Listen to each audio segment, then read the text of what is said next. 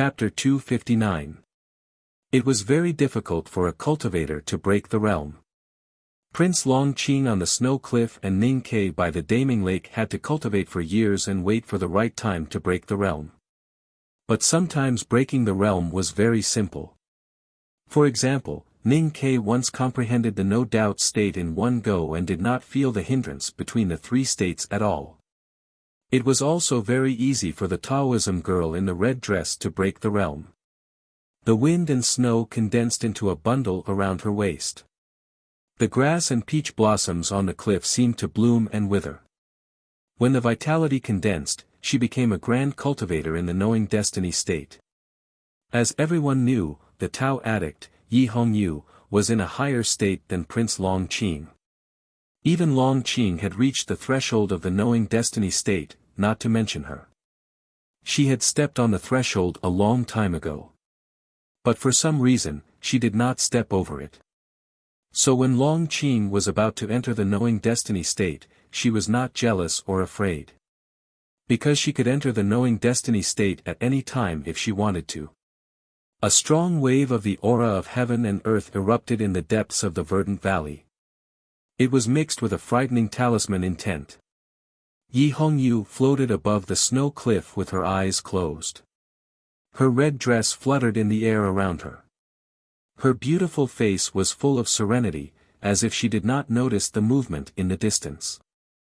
However, the snow and wind around her suddenly became wild, making the red dress flutter. Almost at the same time that the strong aura in the depths of the valley soared, a bright red ribbon floating in front of her shattered into a sky full of butterflies with a hiss. That unstoppable, faintly discernible arrow trace passed through these blood butterflies, brushed past her shoulder, and flew diagonally into the distant sky. Then, it disappeared without a trace. The arrow that was shot from the depths of the verdant valley was unable to penetrate her body, but it still injured her shoulder. Bright red blood flowed down from her white and tender shoulder.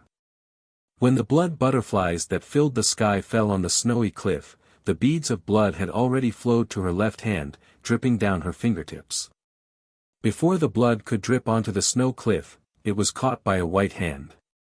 Yi Hongyu opened her eyes. There was no emotion in her eyes. She looked into the depths of the verdant valley and suddenly jumped off the snow cliff. Stepping on the protrusions of the cliff, she flew into the dense broad-leaved forest with the help of the wind. Once she entered the green forest, the thin branches danced with her clothes and the tender leaves gently brushed against her face. Her body seemed to have merged with the surrounding forest leaves and air, becoming a part of nature. If one did not look with the naked eye, they would not be able to detect her presence at all. Just like that, she drifted indifferently into the depths of the valley along with the forest wind. Ning Ke's judgment was very fast. He immediately guessed that the powerhouse on the snow cliff was the Tao addict. He had already destroyed Prince Long Qing. Was he going to destroy the other hope of the West Hill Divine Palace? No matter how strong-willed a person was, they would be put in a difficult position when faced with such an unexpected situation. However, his reaction was faster than his judgment. Without hesitation, he used the primordial 13 arrows again. His actions seemed to be faster than his thinking. Killing one was killing, killing two was also killing. There was no need to be polite about this kind of thing, not to mention that he had already destroyed Prince Long Qing. The Tao addict suddenly broke the realm at this time. At that moment, one could smell the great hidden danger in the blowing wind in the verdant valley. It was a pity that the second shot of the talisman arrow did not get the same effect as the first shot. At this time, his physical and mental state were not as good as when he had just broken the realm. More importantly, he did not expect that the Tao addict could break the realm so fast. She could break the realm before him when he responded so quickly and fiercely. A clear tearing pain came from his right shoulder. The psyche power fluctuation caused by the talisman in his sense of perception made him slightly dizzy. However, Ning Ke knew how hard he was and how hard his body was. He was sure that he could shoot many more times, so he was not discouraged. He still held the iron bow with the talisman arrow between his fingers and calmly aimed at the distance with no expression on his face. The ball of light on the snow cliff suddenly disappeared and blended into heaven and earth. He could vaguely see the green forest in the distance moving against the wind. The broad leaves were messy. Occasionally, a figure in a bright red dress would fly among them. Separated by such a long distance, he could only see it with his naked eyes. He could no longer determine the other's position in his sea of consciousness. How could he aim? Ning Kei's hand, which was holding the bow steadily, began to tremble. He knew that the situation was very bad, but he only allowed himself to panic for a very short moment before he quickly made a decision.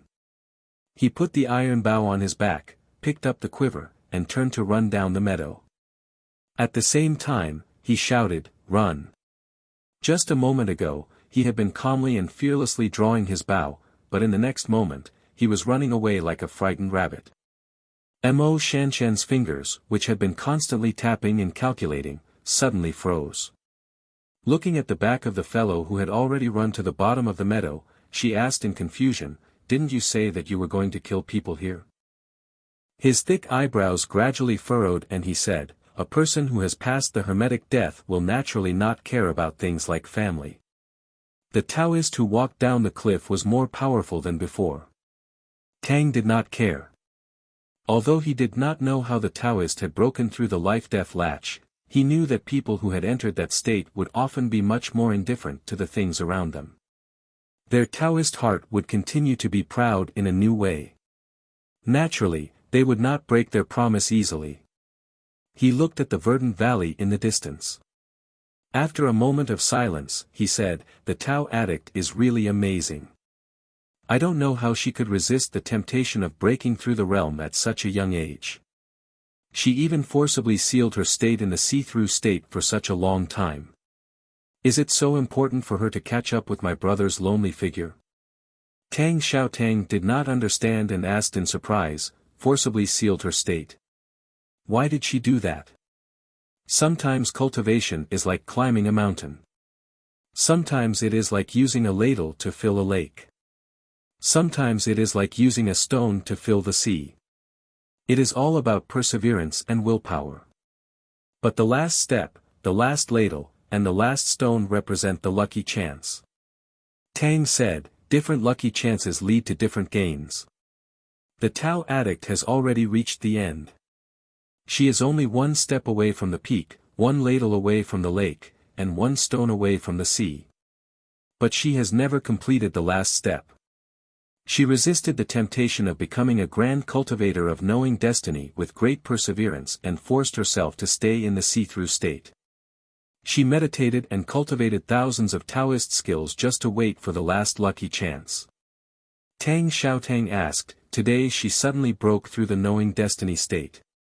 Is it because the lucky chance has come?" As the saying goes, Taoism follows nature. The most wonderful thing about Haotian Taoism's lucky chance is to let nature take its course. Today, Long Qing was destroyed on the snow cliff, so the Tao addict was naturally angry. If she wants to kill Ning Kei and the calligraphy addict, she needs to break through the knowing destiny state. This kind of need is nature, so she naturally broke through the knowing destiny state. Tang Xiaotang turned his head and looked at his young sister with pity. He said, "I did not expect Ye's sister to be such a woman. Her perseverance in cultivation and pursuit of power are almost crazy. No wonder she is called the Tao addict. Tang, if you can't grow up quickly, you will never be her opponent." Tang Xiaotang was considered inferior to the Tao addict, Yi Hongyu, but she was not ashamed or annoyed. She stuck out her tongue cutely and said proudly, "If I go to Chang'an City and ask the headmaster of the academy to be my teacher, I don't believe I can't beat her." Chapter 260. The treetop swayed against the wind, and the sound of leaves falling could be heard continuously. The red shadow approached the Daming Lake quickly. Neither the dense trees nor the cold wind could slow down the red shadow. Ning Kei and Mo Shanshan rushed down the meadow and ran quickly to the other side of the lake. Although they were fast, they were still too slow compared with the speed of a grand cultivator who had entered the knowing destiny state. They had just run to the north bank of the Daming Lake when the figure of Tao addict, Yi Hongyu, had floated out of the forest and landed on the wetland of the south bank. Without any threat of dialogue or negotiation, the Tao addict looked at the two people on the other side of the lake and raised her right arm indifferently. Her index finger pointed in the air, and a very faint aura of Taoism slowly spurted out from her slender finger. The chi of heaven and earth above the slightly rippling lake suddenly fluctuated, and there seemed to be an invisible giant sword in the air, which suddenly cut down the bright lake and the mountains. After a loud noise, the green and clear lake water violently rolled, rolling the white waves and foam in fear to both sides, forming a deep gully about a few feet long, which seemed to directly see the bottom of the lake. This deep gully, which seemed to be cut by the invisible giant sword, started from the slender fingertips of the Tao addict, toward the wetland of the south bank of the Daming Lake, toward the water grass and fish in the lake, and toward the lake water which had no specific shape, and directly stabbed Ning Kai and Mo Shanshan on the north bank of the lake in a straight line. Ning Kai felt the horrible aura coming from the distance behind him. He knew that even if he really turned into a rabbit at this time, there was no way to find a suitable shelter before the attack. Therefore, he only carried out a very simple thought, or in other words, he stopped and turned to shoot the talisman arrow. The iron bow was pulled, and the bowstring was as tight as his mood at this time. However, he did not let go of the bowstring, because there was already an invisible giant sword between him and the Tao addict in red on the south bank. The chi of heaven and earth was strongly disordered in that space, which caused the violent flow of the air and even made the light refracted strangely. He could not aim at the opponent. But the sword chi had already torn the lake and the grassland on the north bank, and was about to arrive in front of them. Ning Kai let go of the bow and withdrew the arrow, and reached behind him to hold the big black umbrella. Mo Shanshan had been silently looking at the girl on the shore of the lake beside him. As the calligraphy addict, who was as famous as the Tao addict, she must have felt a little strange when she found out that the other had broken through the knowing destiny state. Perhaps it was to dispel the strange emotion in her heart, or perhaps it was for other reasons, but facing the invisible Taoist sword that broke the lake water, she did not mean to avoid it. Instead, she calmly faced it. Her jade-white right hand stretched out from her cotton sleeve and began to write in the lakeside wind. Two extremely unhealthy blushes appeared on her face. Her slender fingers that were writing in the slightly cold wind by the lake trembled slightly. As she drew a few lines with her fingertips, a powerful invisible talisman power was generated with the wind. She knew that her original state was not as good as the Tao addict. Now that the Tao addict had entered the knowing destiny state, she did not hesitate to use her most powerful means, the half-divine talisman. The lines in the wind trembled and shrank, and then instantly broke into countless pieces. The talisman power on her fingertips suddenly collapsed, and the surrounding space was compressed rapidly. In an instant, it became a transparent air mass. The transparent air mass condensed by the half-divine talisman of the calligraphy addict and the invisible Taoist sword from the fingertips of the Tao addict met on the north bank of the Daming Lake. Suddenly, there were countless extremely thin turbulence in the air, just like catkins. The next moment, these catkins all burst open, and the compressed and tangled Taoist power and talisman power contained in them violently erupted in all directions. The surface of the clear lake shook violently, as if it was about to jump in the air. With a deafening bang, the water of the Wanqing Lake jumped and rushed up violently. The water splashed in the green valley, and the gradually condensed winter ice at the center of the lake was blown into pieces. Ning Kai's reaction was extremely fast. At the moment when the lake water collapsed, his right hand left the handle of the black umbrella and raised the iron bow again. He shot an arrow to the other side of the lake at the fastest speed. The sky was full of splashes, thin ice, and turbulence of the chi of heaven and earth, but Yi Hongyu seemed to be able to see everything on the other side of the lake. When he just raised the iron bow in his hand, she waved her hand. The thin ice that had just collapsed in the air seemed to have received an order, and instantly densely filled the space between the two of them. In front of the iron arrow with talisman power, the ice seemed to be more fragile than thin paper. In the cracking sound, the powerful and terrifying primordial 13 arrows ignored the space and pierced all the ice before the arrowhead like lightning, and appeared in front of the Tao addict. Yi Hongyu calmly looked at the man on the north bank of the lake, and did not dodge at all. The talisman arrow brushed past her previously injured shoulder. The distance was very close, and even the talisman power on the arrow made the broken pieces of her red dress fly up, but it could not hurt her. With a swoosh, it shot into the dense forest, and there was a continuous roar. No one knew how many green trees were shot down by this arrow. At this moment, the lake water that was broken by her invisible Taoist sword flowed back and filled the deep gully. The scattered thin ice drifted aimlessly on the surface of the lake, looking like wild duckweeds without owners. Yi Hongyu lightly flew up with the wind, and gracefully landed on a thin piece of ice in the middle of the lake. At this time, she was already a grand cultivator in the knowing destiny state, but she still did not have the confidence to avoid Ning Kei's primordial 13 arrows at the distance of a lake. Therefore, she did not dodge at all, but chose to interfere with the trajectory of the primordial 13 arrows. The speed of the primordial 13 arrows was indeed very terrifying. It was impossible for a thin piece of ice to change its trajectory, but there would always be some kind of interference. What about dozens of thin pieces of ice and hundreds of thin pieces of ice?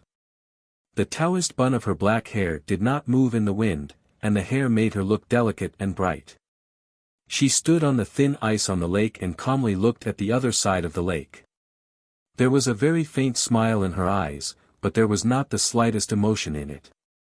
Mo Shanshan, who was slightly pale, looked at the girl on the thin ice on the lake without saying a word. Her right hand hanging outside her sleeve trembled slightly, and there was a slight sweetness in her throat. She thought with some confusion and unwillingness, is the knowing destiny state really so powerful? Ning Kei silently looked at the girl in red on the thin ice on the lake. He clenched his fists tightly, not to vent his unwillingness, but to relieve the tearing pain in his shoulder, and to quickly stop the trembling of his right hand that was controlling the arrow. This was the first time that he saw the legendary Tao addict, and the first time that he felt the power of the legendary Tao addict. Her power was not only in the power of the state, but also in the unbelievably precise control of the Taoist law. It seemed simple to change the trajectory of the primordial 13 arrows with hundreds of thin pieces of ice, but it was actually very difficult to do it. The angle of the contact between the thin ice and the arrow cluster in the air had to be extremely precise in order to achieve the infinite superposition of different small deviations. It was fine to control a piece of thin ice, but she controlled hundreds of thin ice at the same time in such a short period of time. What kind of precise control did she need? How on earth did she do it? The aftermath of the lake was still there. With the undulation of the water surface, the Tao addict, Yi Hongyu, who was standing on the thin ice, moved up and down gently. She looked at Mo Shanshan on the shore and said calmly, "The half-divine talisman is indeed a little interesting. Calligraphy addict, you have made a lot of progress and can be my opponent. If you can comprehend in the knowing destiny state and become a real divine talisman master, you may really have a chance to defeat me. Unfortunately, you still need many years to reach that step." Mo Shanshan slightly lowered her head and did not say anything. Yi Hongyu looked at Ning Kei and said with slight mockery, "You are Ning Kei. I know that you are the weakest world wayfarer in history, but I really did not expect that you would be so weak. You are a disgrace to the academy." If others laughed at Sang Sang, Ning Kei might be very angry and immediately jump up to greet the other party's ancestors. But if he was laughed at or ridiculed, he would not feel anything as long as he was not beaten to death. Holding the iron bow, he looked at the girl on the thin ice in the middle of the lake and said with a smile, "Don't say that. I also made you bleed." He did not raise the iron bow to aim at her, because the previous battle had at least proved that the primordial 13 arrows were not sure to kill a grand cultivator in the knowing destiny state without a sneak attack. He never did things that he was not sure of. Now that the Tao addict seemed to want to talk, he was certainly willing to accompany her to talk. After all, according to his judgment, the Tao addict seemed to be very confident in killing him and Mo Shanshan. But since they were enemies, what he said was naturally not good. A man making a woman bleed instead of cry was often associated with the affairs of the boudoir in the tavern. Unfortunately, both the Tao addict and the calligraphy addict had lived in the Cloud Mountain all their lives and were obsessed with the cultivation of talisman books. How could they hear the wretchedness hidden in his words? So they did not respond at all, which inevitably made Ning Ke feel a little regretful. He then said, "Can I ask you something?" Yi Hongyu looked at him calmly, without any emotion in her eyes. She was like a mountain cat looking at a bamboo rat, disdainfully playing with it. She waited calmly because of the huge gap in strength. Her red lips slightly opened and she said softly, "What is it?" Ning Ke asked, "Is Prince Longqing dead?" "No." "Very well. Since I can't kill him, then you can't kill me either." Ning Ke looked at the Tao addict on the thin ice on the lake and said very sincerely, "I admit that I am indeed the weakest world wayfarer in history. I also admit that I am really a disgrace to the academy and the headmaster because I can't beat you. But I think it is necessary to remind you that if you kill me, the academy and the headmaster will feel even more disgraced. I am afraid that even the Divine Hall will not be able to protect you then." He once again used the academy and the headmaster of the academy as his backing. This was a very boring method, but what happened in the Palace of the Wilderness and countless stories recorded in the history books had already proved that this was the most effective method. But the next moment, he found that this method had no effect on the Tao addict. Yi Hongyu's eyes gradually brightened. She looked at him on the shore and said seriously, "Of course I know that you are the core disciple of the headmaster of the academy. So it is more interesting to kill you like this." Her tone was very calm, and her eyes were very calm. However, Ning Ke felt a very terrible chill because he could hear a strong sense of madness and excitement hidden in this calmness. Yi Hongyu looked at his serious expression and could no longer suppress the excitement in her heart.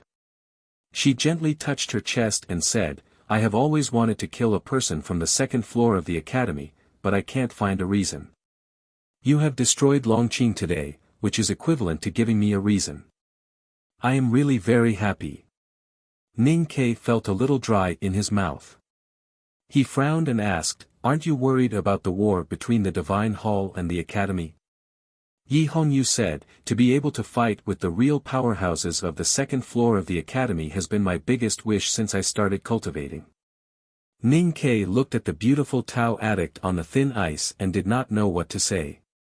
At this moment, he was finally convinced that she was really a crazy cultivation monster. He was also finally convinced that the woman who made Chen Pipi feel tricky and afraid, and even made him form a certain abnormal view of men and women, was the Tao addict. Yi Hongyu looked at the two people on the shore and smiled slightly.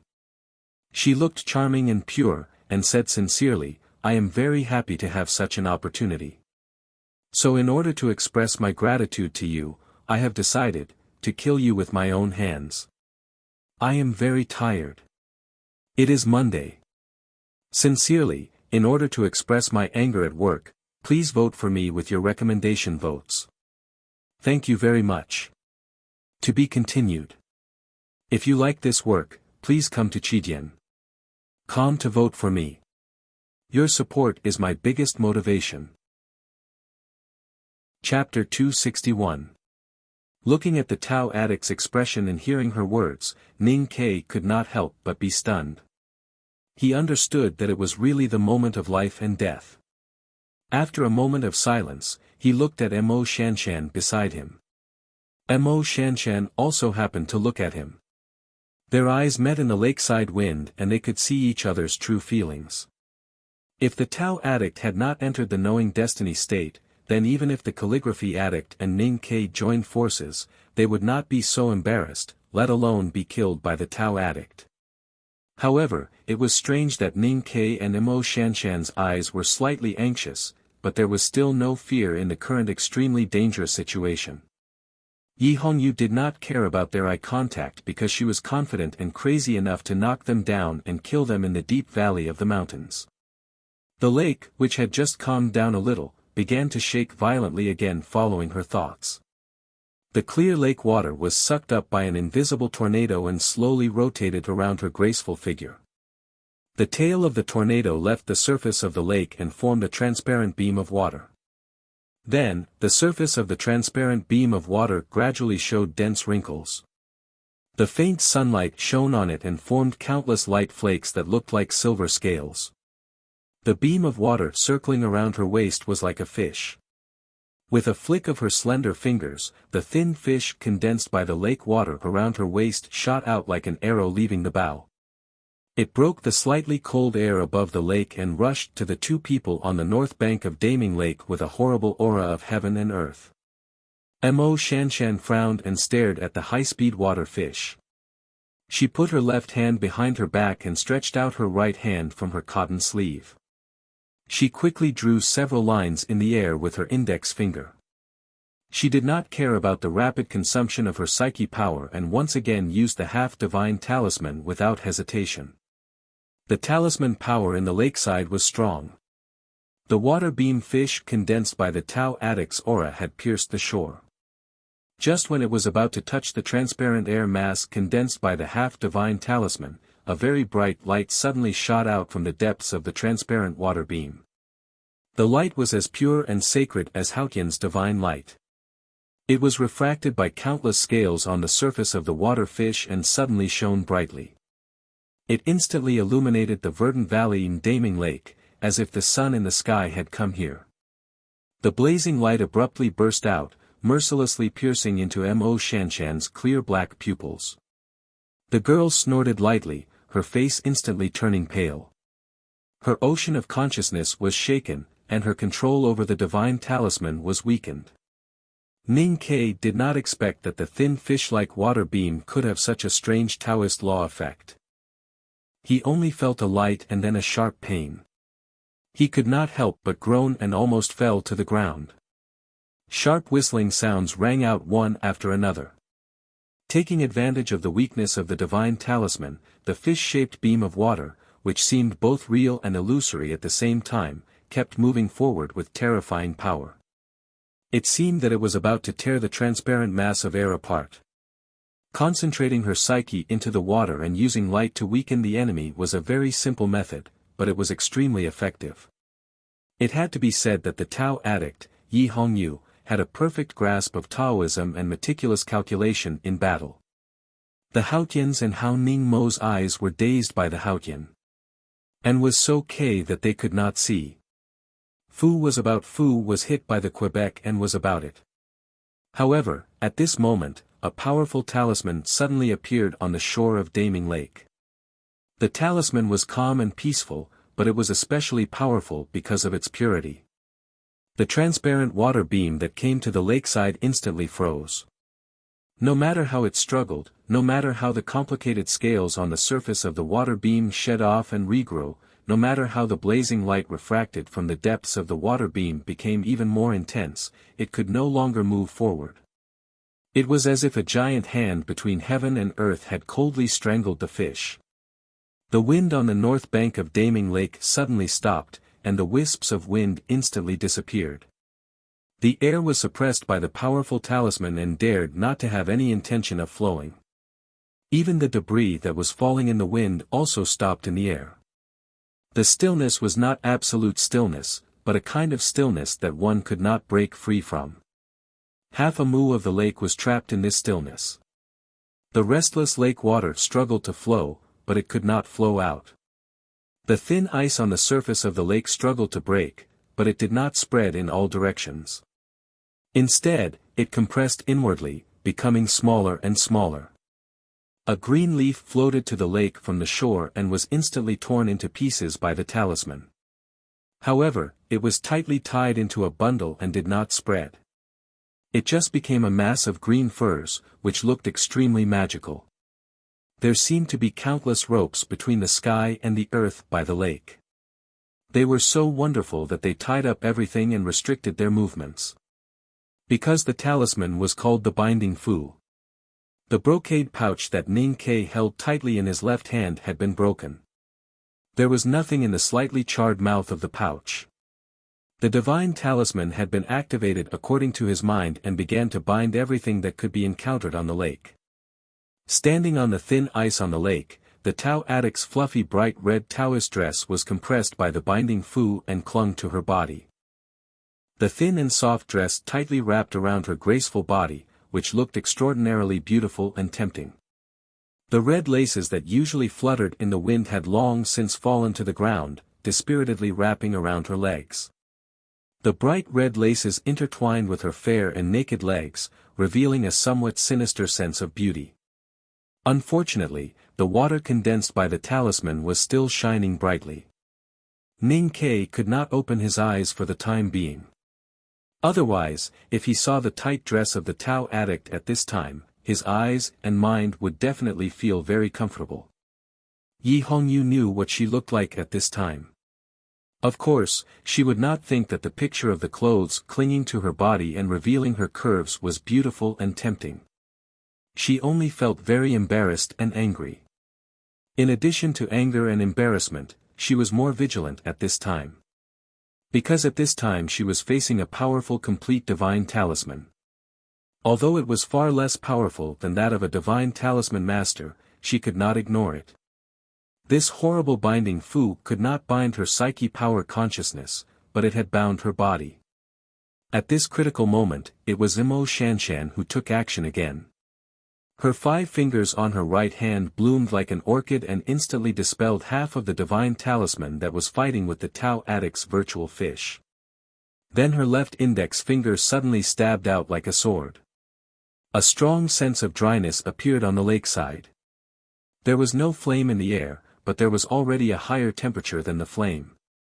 Half an acre of the lake near the north bank suddenly boiled, and the water mist rose. After the virtual fish shone, Ning Ke had been closing his eyes, but the psyche power in his sense of perception had been acutely perceiving the surroundings. Except for the Tao addict who could not locate the position of the Tao addict who was integrated with the heaven and earth, he could clearly perceive the aura fluctuations of the rest of the heaven and earth. When the impatience just appeared, he knew that Imo Shanshan was going to use the sky-burning talisman. Therefore, when the mist on the surface of the lake was rising and the light was overflowing, he opened his eyes immediately. He drew his bow as fast as he could and shot an arrow at the Tao addict, who was looming in the mist on the other side of the lake. There was no sound, only a very thin black hole formed by the water mist on the lake's surface and the high-speed rotating fog beside the hole. The hollow talisman arrow made of mystic iron came to the Tao addict. The divine talisman bound the graceful body of the Tao addict. Logically, she had no chance to survive before the talisman arrow. However, to Ning Ke's shock, the virtual fish that was also bound by the divine talisman seemed to have sensed his thoughts before he shot the arrow. It forcibly broke its body made of water and instantly returned to the front of her. There seemed to be a faint whine in the mist on the lake's surface that was shining with a strange light. Half of the virtual fish in the lake was directly torn into pieces by the powerful primordial 13 arrows, and then turned into water drops all over the sky and fell into the lake, as if there was a rainstorm. At this time, Ning Ke finally knew that the Tao addict's natal item turned out to be a fish. The Tao addict's left shoulder was seriously injured again, and blood gushed out. However, because the majestic binding food didn't flow into the lake, it turned into countless drops of blood and stuck to her bare white shoulder blade. If the virtual fish in the lake had not blocked the talisman arrow at the most critical moment, she would have been shot to death by the arrow. However, although she was alive now, she was also seriously injured. Her left arm was almost broken, and more importantly, her natal item was severely damaged and might never be able to repair. The girl's beautiful face was extremely pale. She stared coldly at the lakeside on the other side of the mist, and suddenly said with a little madness, "Uncle Yen Sei's divine talisman is really powerful, but it's a pity that you are not Uncle Yen Sei." Ning Ke ignored what she said. He took out the 4th primordial 13 arrow and put it on the tight bowstring. His fingers that controlled the bowstring trembled slightly, and blood was dripping from the corner of his mouth. The continuous shooting of talisman arrows shocked his sense of perception too much, and also caused great harm to his body. But he only had one thought at this time. That was to take advantage of the opportunity of the binding Fu to shoot her to death at all costs, even if he had to shoot all the 13 talisman arrows in the arrow box. But the Tao addict would never give him any chance to shoot again. A shrill, angry, and cold shout sounded on the Daming Lake. The Tao addict couldn't break the binding Fu for the time being, but she didn't need to, because she was really angry at this time. Just as Ning Ke wanted to kill her at all costs, she also wanted to kill Ning Ke at all costs. The price mentioned in it even included her natal item that had been broken into 2 pieces and was seriously damaged. The virtual fish in the lake, which had forcibly broken free from the binding Fu to save its owner, had been torn into 2 pieces at this time. One half of it was shot by the primordial 13 arrows, and the other half was still bouncing on the lake. As the cold shout burst out from Yi Hongyu's red lips, the half of the virtual fish in the lake suddenly calmed down, as if it was mourning at the moment before death, and then suddenly exploded. The transparent water column exploded into a rainstorm, and the dense scales on the surface of the virtual fish were stripped from the lake by some magical force, and shot to the shore with the explosion of power. A piece of transparent fish scale turned into a small and sharp Taoist sword in the air. Tens of thousands of transparent fish scales turned into tens of thousands of small and sharp Taoist swords in the air. When the virtual fish in the lake turned into rain and sprinkled on the surface of the lake, the tens of thousands of Taoist swords had already sprinkled on the 2 people on the shore like a rainstorm. The momentum was majestic and irresistible, like black clouds pressing down on a city, which could destroy everything in the world. I will write more tomorrow. It is estimated that I can't finish this month's task. I apologize to everyone. But I really don't blame myself. It's not the fault of the war. I can't help being sick. I will try to write more before the end of the month to relieve my anxiety. To be continued.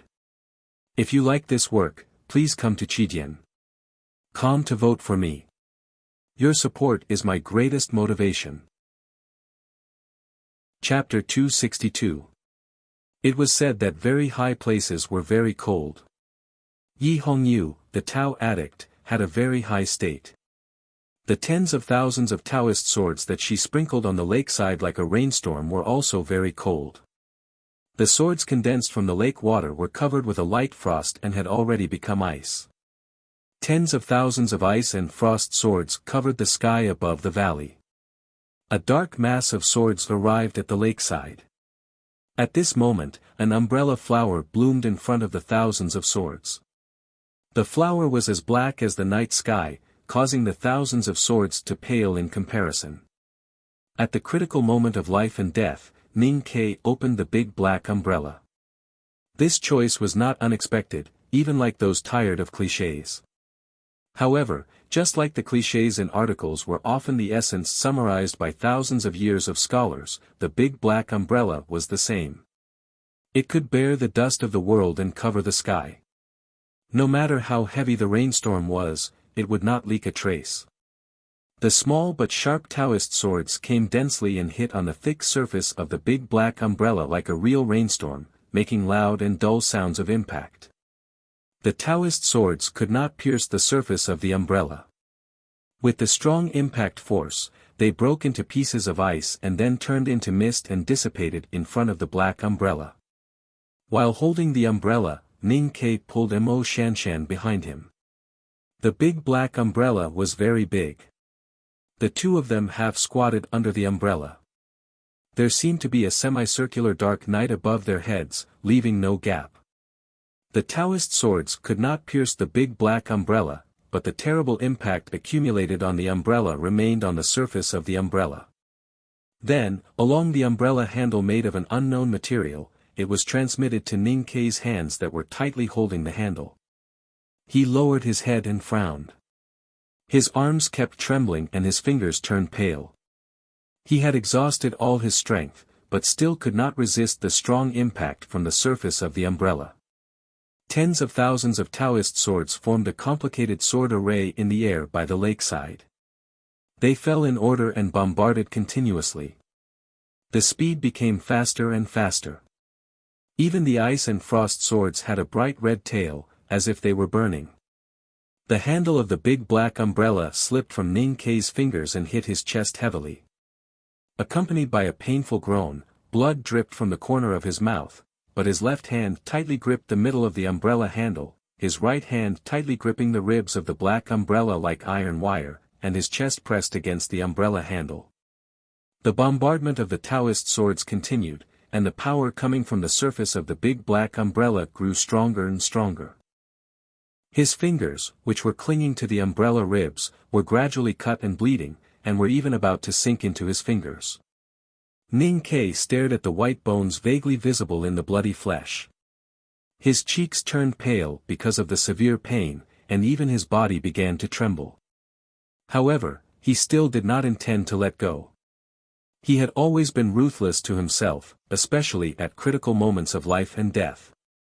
Therefore, before the 10,000 Taoist swords by the lake, he would not let go of the black umbrella, because he knew that once he let go, both he and Mo Shanshan would die. The blood flowing from his broken fingers did not drip to the ground, but flowed along the ribs of the black umbrella to the surface of the umbrella.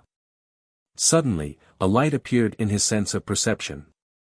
Unfortunately, at this moment, he really had no energy to find the true appearance of the light. He could only stare at the black surface of the umbrella, hoping that the psyche power of the Tao addict would quickly weaken. After shooting Prince Longqing, he was very clear that he and the Divine Hall, especially the Tao addict, had become mortal enemies. However, his eyes fell on the black umbrella, and he could not help but feel a lot of admiration and admiration. The divine talisman in the brocade bag written by Master Yen Sei himself, the epoch-making primordial 13 arrows that gathered the wisdom and energy of the back of the mountain of the academy, and the calligraphy addict Mo Shanshan, who had already understood half of the divine talisman. What kind of power was this? Although the Tao addict had entered the knowing destiny state on the snow cliff, if she were an ordinary grand cultivator in the initial stage of the knowing destiny state, such a power and Ning Kei's hidden dangerous means would probably kill her on the spot. In the face of Ning Kei and Mo Shanshan's hidden dangerous means, she would also die on the spot. However, the Tao addict did not die. Although she was seriously injured by the 2 talisman arrows, this crazy Tao addict did not die after all. Not only did she not die, but she indifferently stood on the thin ice of the lake. Being bound by the divine talisman of binding, she gave up the most precious natal item and used 10,000 Taoist swords to suppress Ning Kei and Mo Shanshan so that they could not fight back. Ning Kei once heard that the hierarch of the West Hill Divine Palace once praised the Tao addict for being proficient in all kinds of methods. Now it seemed that it was true. The Tao addict was not only in a high state, but also in her perseverance, determination, vision, and endless means in the battle. He could not help but think, even so, I can't kill you. It seems that I have to find a way to kill you. Although it was not launched by the talisman master himself, so the talisman of binding on the Daming Lake lost some of its magic, it was a divine talisman written by Master Yen Sei after all. Its talisman power lasted for a long time and was very strong. Even Yi Hongyu, the Tao addict, could not get rid of it in a short time. Her white shoulder was shot by the primordial 13 arrows again. The blood condensed into blood beads and clung to her bare upper arm. It was a little bloody. Her meticulous and solemn Taoist bun had long been messed up. When strands of black hair floated in the air, they were tied to her cheeks by the binding talisman. The black hair against her white skin made her look particularly beautiful, but also a little embarrassed. But there was no expression on the Tao addict's face. She just coldly looked at the big black umbrella by the lake. As a core disciple of the headmaster of the academy, he was so weak. The academy appointed Ning Kei to represent the back mountain to travel around the world, so he must have some life-saving means. Therefore, Although she sighed at the strong defense ability of the big black umbrella, she was not surprised. What really surprised her and even faintly admired Ning Ke was the ability he showed in the battle. This ability did not refer to the state or the degree of control of the breath of heaven and earth, but referred to the ingenious use of all the fighting means and the accurate choice of timing. It could even be called a kind of temperament. Today, in order to kill Ning Ke by the Daming Lake, she had tried 90% of her efforts. She rarely used the Haotian divine skill, which she had not been comprehending for a long time. Finally, she used the Taoism law of the Wanjian sect, which shocked the world by the hierarch of the Haotian Taoism sect. However, she still could not kill him. Instead, she was seriously injured by him. The miserable wound on her shoulder, the slightly warm blood in her palm, and the blood beads on her upper arm all made Yi Hongyu feel angry, humiliated, and even crazy.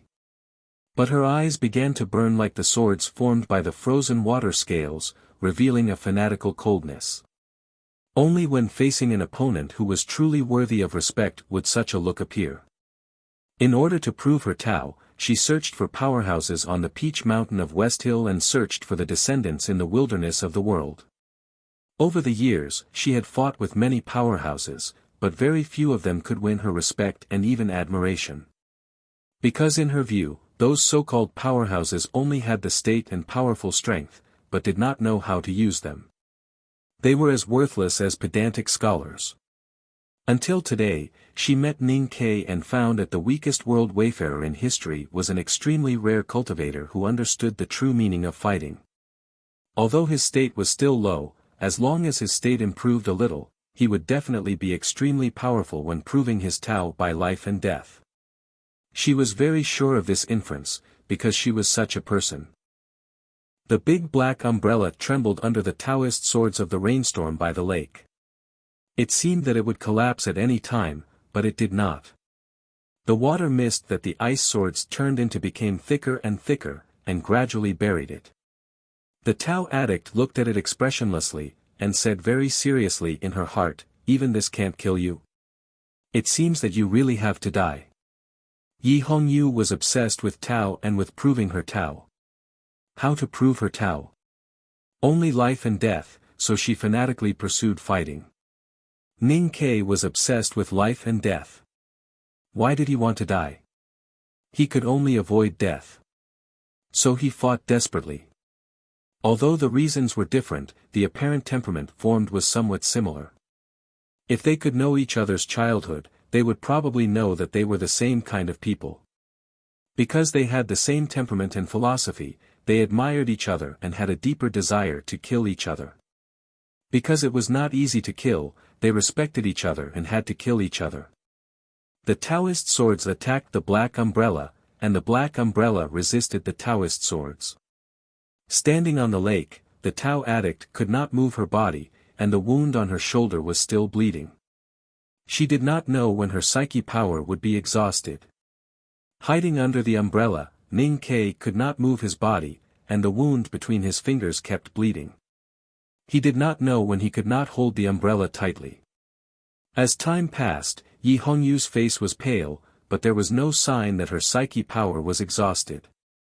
Ning Ke lowered his head and tightly pursed his lips that were pale because of the loss of blood, and there was no sign that he would let go. The battle by the Daming Lake changed from a very intense dynamic picture to an absolute static picture.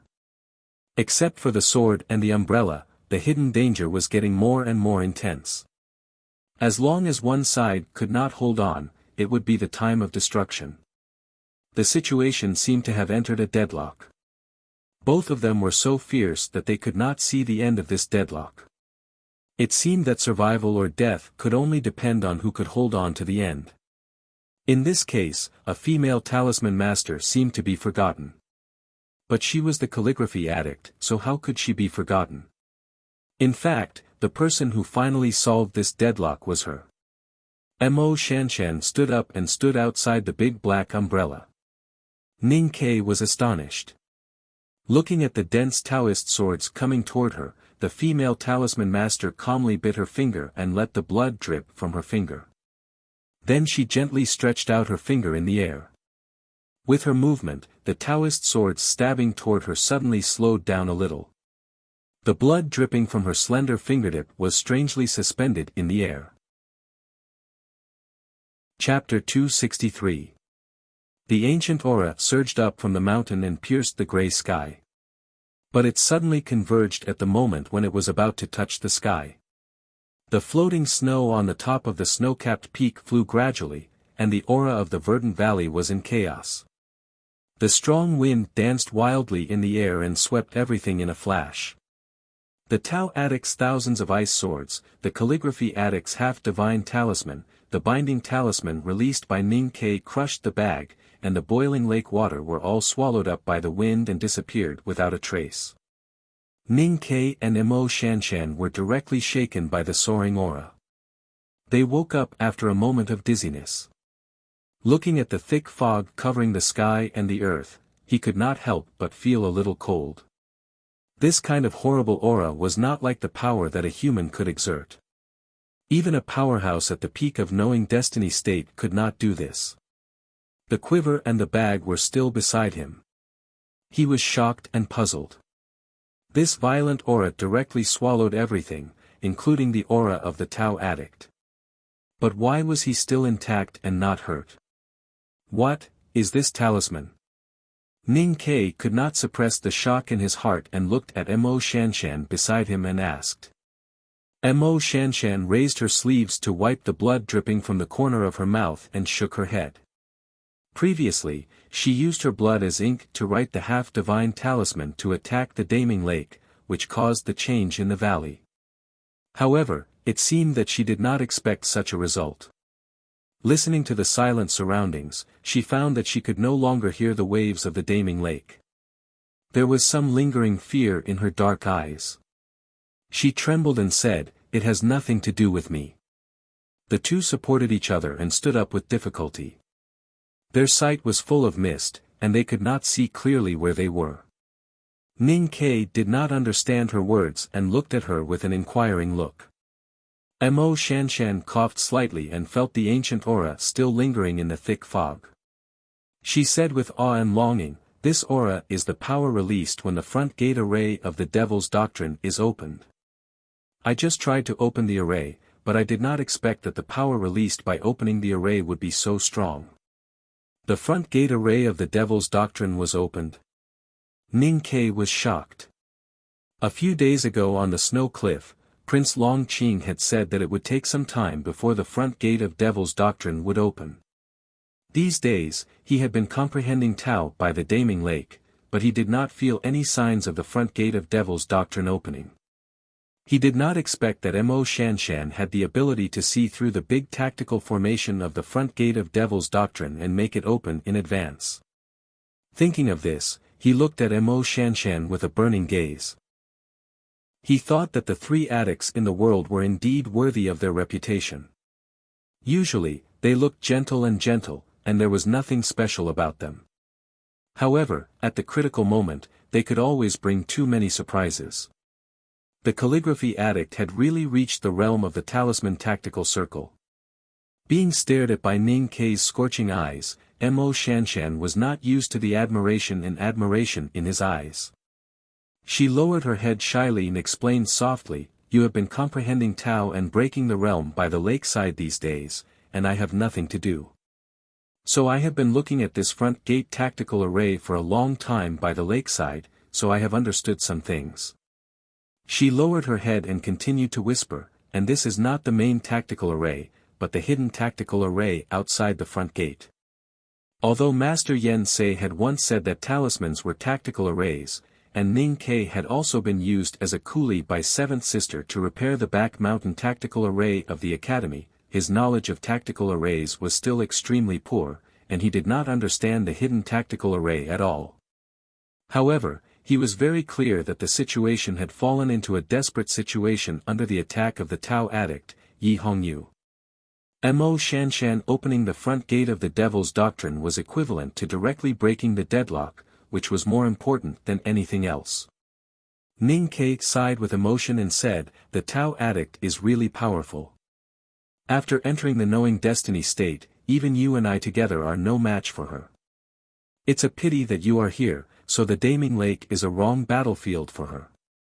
Mo Shanshan raised her head with joy in her eyes.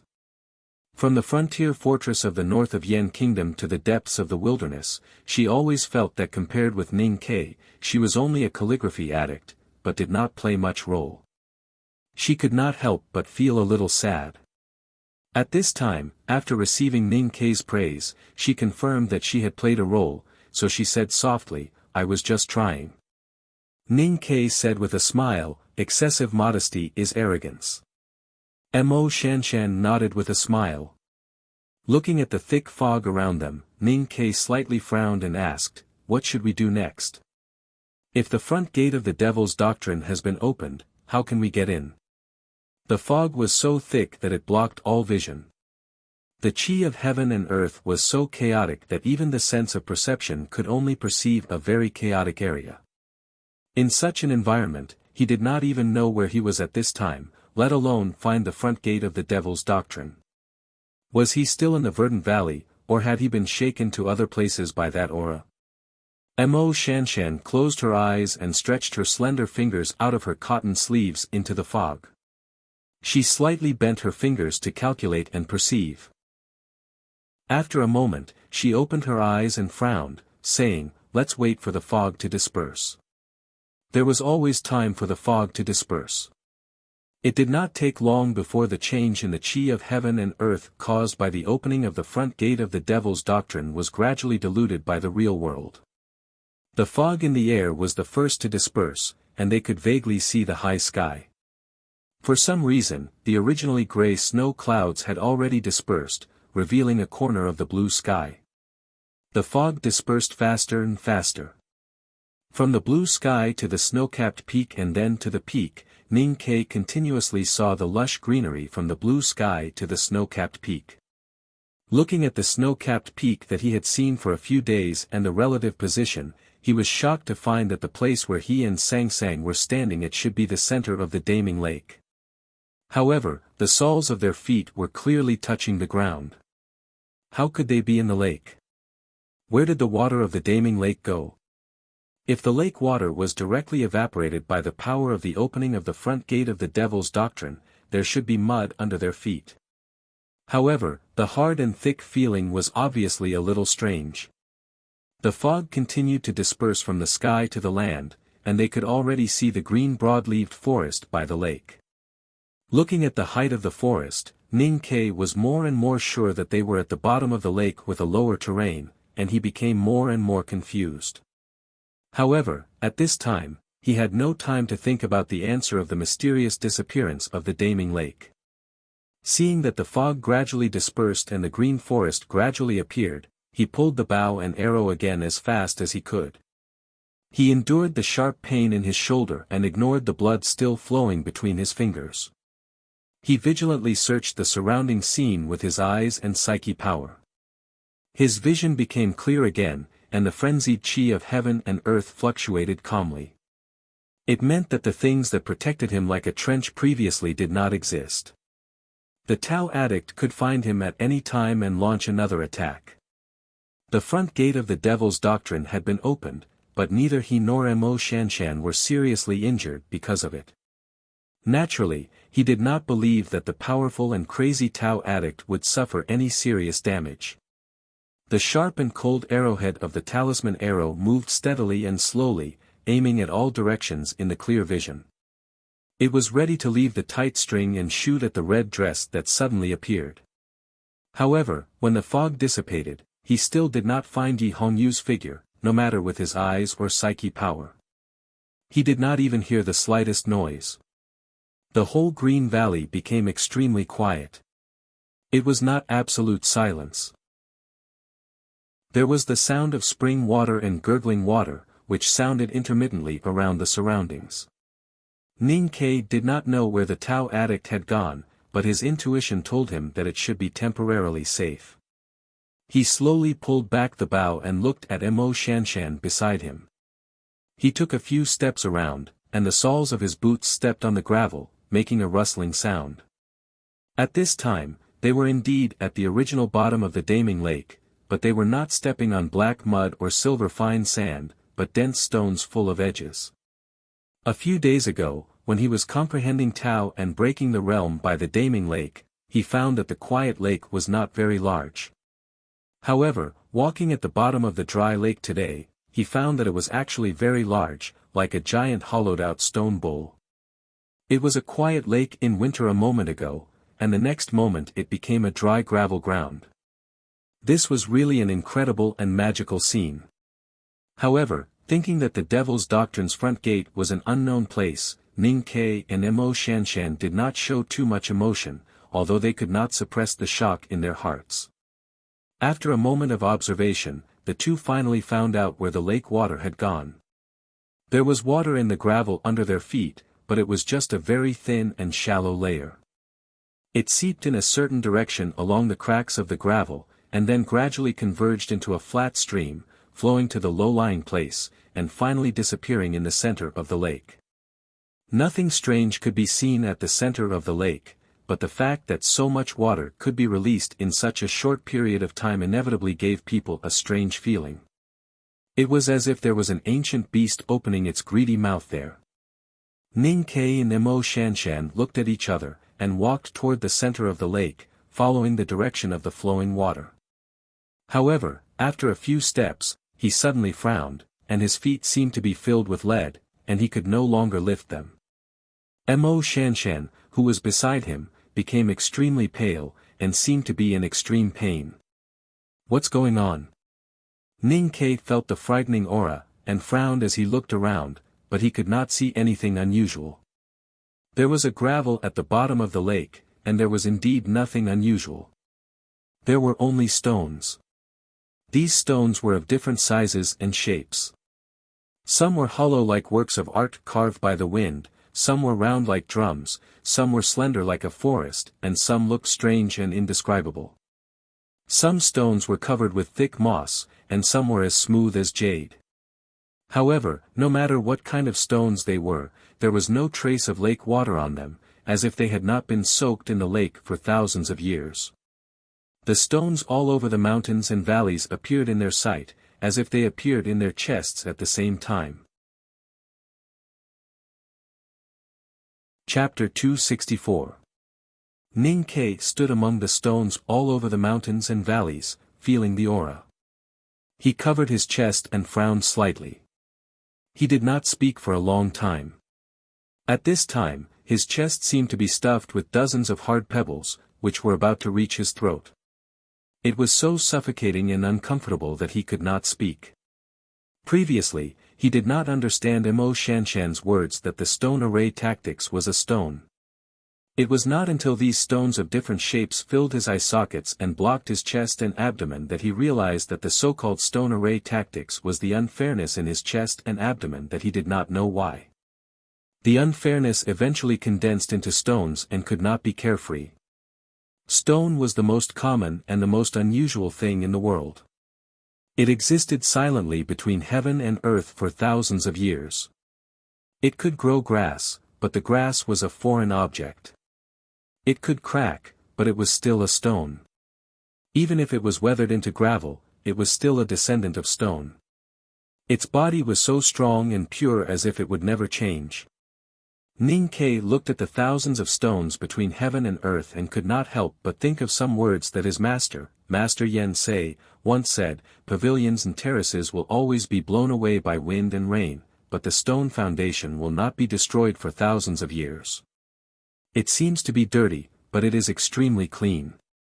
Everything in the world had its own aura, which was the primordial qi. Jade and gold were inconvenient to be exposed. Only the stone was the most silent and low-key.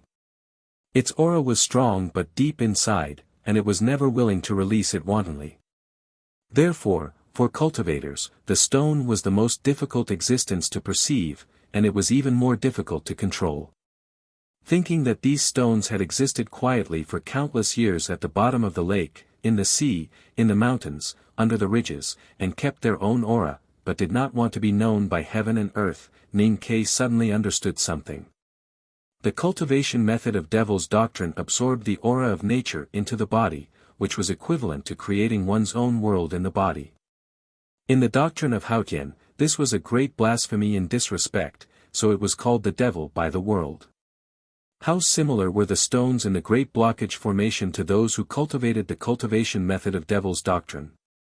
Wasn't this unbearable stubbornness between heaven and earth the silent resistance to Haotian? When the talisman tactical was cultivated to a high level, it would converge into the same river. Mo Shanshan was addicted to talisman Taoism and tactical matrix. She felt the magic of this great blockage formation and found that she seemed to become a little naughty stone at the bottom of the water for thousands of years.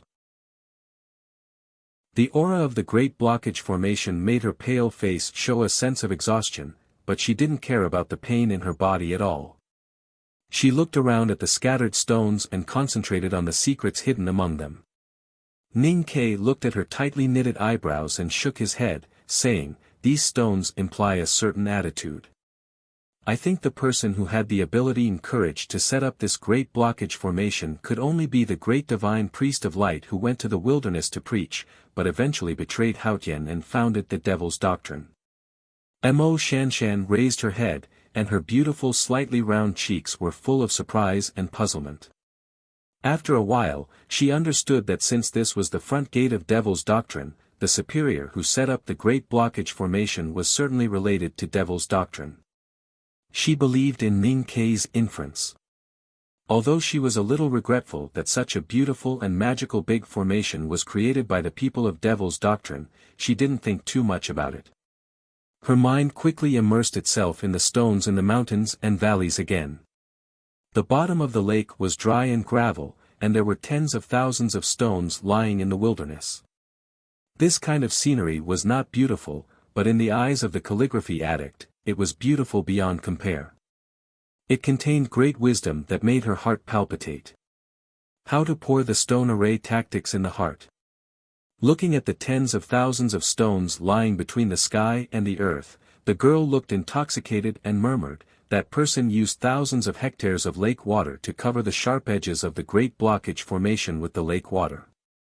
When the cover formation was broken, the lake water would be drawn away according to the power of nature, and the great blockage formation would reappear in the world. This kind of situation is really wonderful." Ning Ke had lived a hard life since he was a child. Although he could write well, he couldn't recite a good poem. His aesthetic was weak and boring. Facing the broken stones in the mountains, he really couldn't see anything beautiful, let alone the situation of the great blockage formation. He only felt that the stones in his chest and abdomen were about to spew out from his throat. He was so uncomfortable that he was anxious to find a way to leave or go in. Looking at Mo Shanshan's intoxicated look, although he couldn't bear it, he had to interrupt her and asked, "Since this big formation is so powerful, can we go in?" It was said that the calligraphy addict was gentle and virtuous. However, once she was really intoxicated, she would completely forget the outside world and even her internal injuries. How could she wake up so easily? She didn't hear Ning Ke's words at all. She said sadly, "This great blockage formation has been destroyed once. Now there is probably only 1 in 100 left. It's a pity." Ning Ke felt the touch of his fingertips and the remaining faint aura between the sword marks. He understood that these simple but powerful sword marks directly destroyed the foundation of the great blockage formation. The aura between the sword marks was very familiar and very close. It was exactly the same as the aura that led him to this verdant valley a few days ago. However, it was much fainter. It should be the remnant of that aura. Then he noticed that the cross-section of some stones was too smooth, which was obviously cut. He found 3 pieces and put them together. He found that a whole stone was indeed cut into 3 pieces by 2 swords. The 3 pieces of broken stone were restored to a whole according to the smooth sword marks. A few wisps of dust sprayed out from the cracks, and the remaining aura also became a little stronger. Ning Ke silently looked at the sword marks on the stone in front of him, as if he once again saw the cedar stubbornly surviving on the top of the snow-capped peak. It was strong and proud but disdainful. It overlooked the common people but disdained to look at the sky. The aura of the person who broke the formation many years ago was very similar to that of the Great Blockage Formation. They were both so stubborn and full of sharpness. However, if one carefully tasted them, they were essentially different. The great divine priest of light, who founded the devil's doctrine 1,000 years ago, locked his unwillingness and resentment in the stone when he set up the Great Blockage Formation. He only stood between heaven and earth in a silent posture, using silence and sharpness to express his attitude and strength to heaven. The message transmitted by the remaining aura of the person who broke the formation decades ago was clearer and brighter. Although he was often silent, he never meant to lock himself. He was always free and generous. If there was a little dissatisfaction, he would straighten his waist and stab it. When he didn't say it, it was because he disdained to say it. Once he said it, he would let the whole heaven know. How to cast the Great Blockage Formation. Mo Shanshan said that there was only the lake water.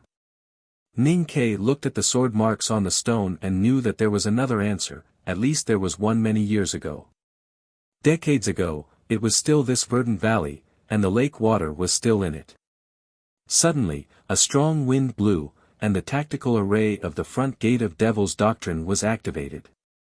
The lake water was emptied, and the water fell and the stone came out.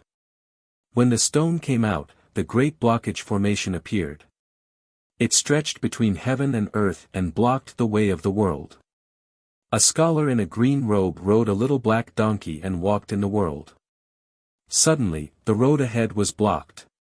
The rocks that filled the mountains and valleys made him unhappy.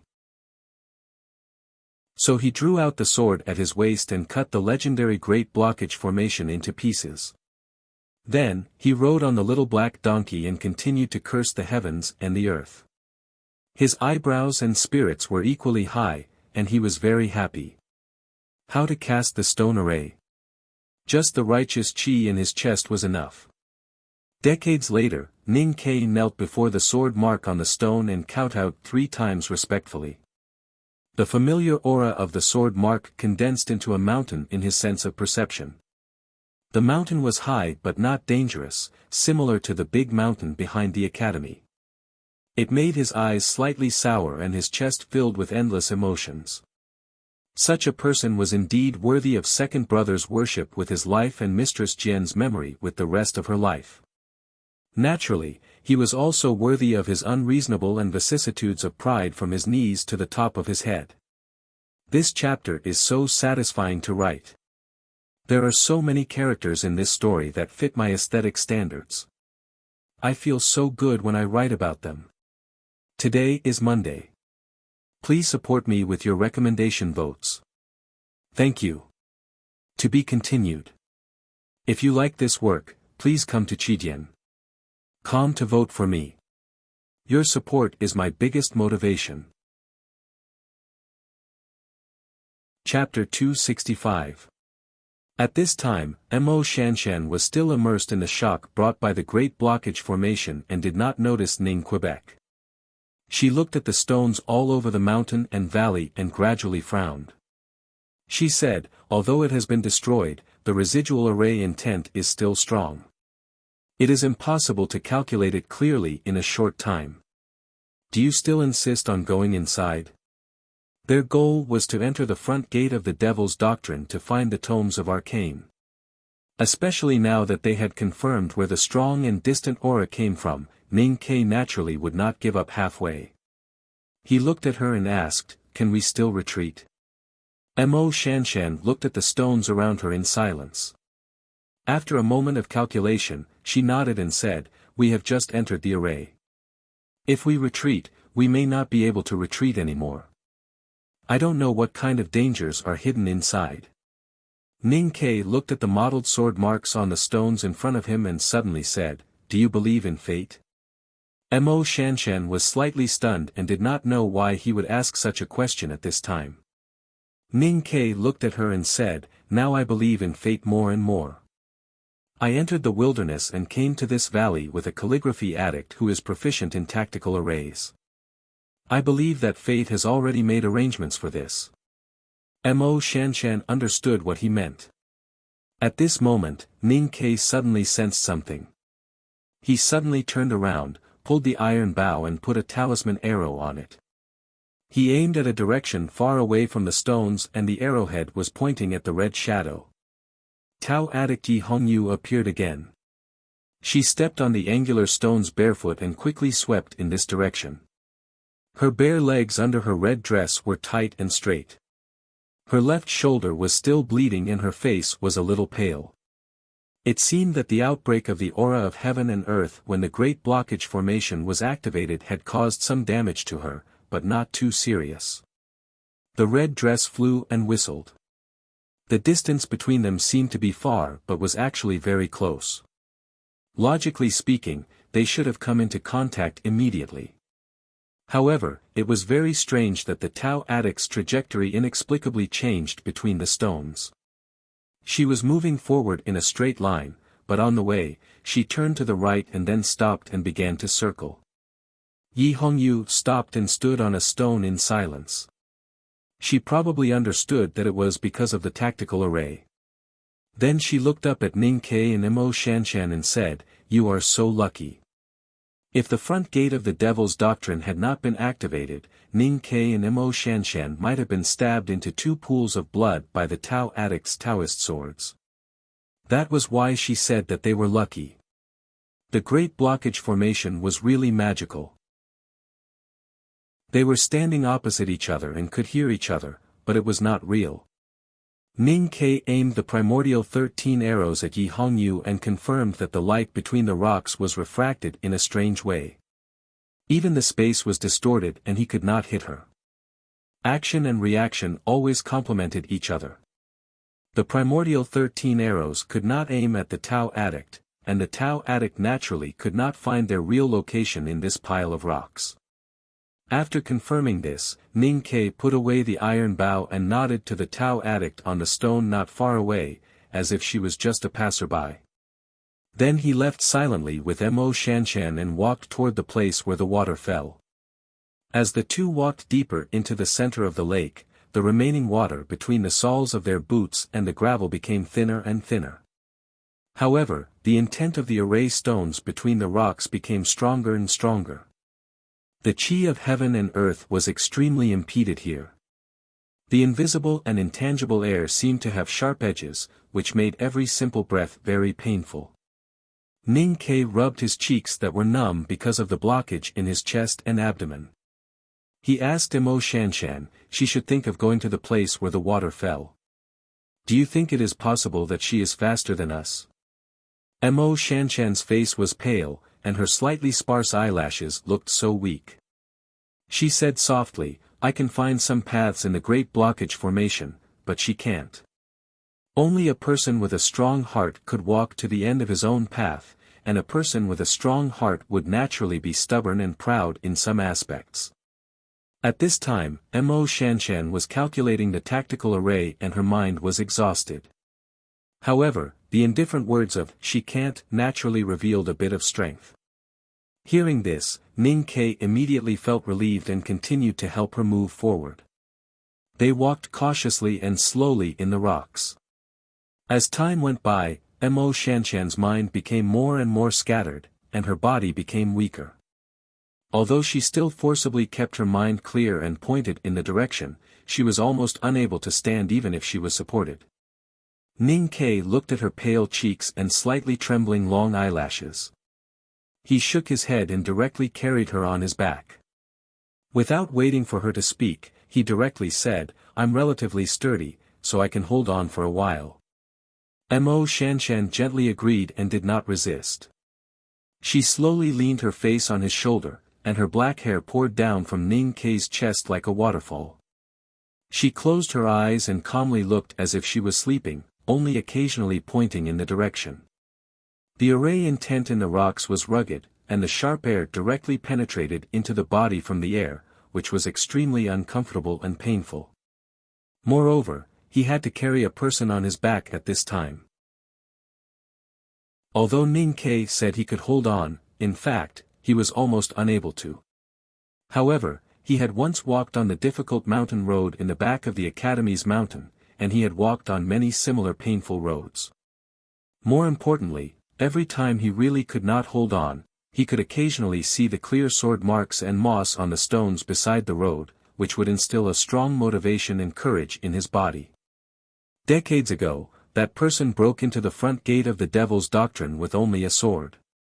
At that time, the Great Blockage Formation was intact and its power was 100 times stronger than today, but that person still broke in. After decades, as that person's junior, how could he not inherit his strong will and give up halfway to make that person lose face? The Tao addict, Yi Hongyu, stood on the stone and looked at the two figures gradually disappearing in the rocks. Her clothes had been torn in many places, and the blood scabs on her shoulders were extremely horrible. Moreover, she was the only one left here at this time, which made her look a little lonely. She did not recognize that this pile of rocks was the legendary Great Blockage Formation, but she knew that these rocks contained a terrible array force. Even as strong as she was, she would feel afraid in front of these rocks. Suddenly, she shouted angrily, and the sound spread back among the rocks, hitting the higher cliff of the verdant valley and then bouncing back. The emptiness made her more lonely and speechless. The angry shout stopped abruptly. She tore off a corner of her skirt and silently tied up the wound on her shoulder.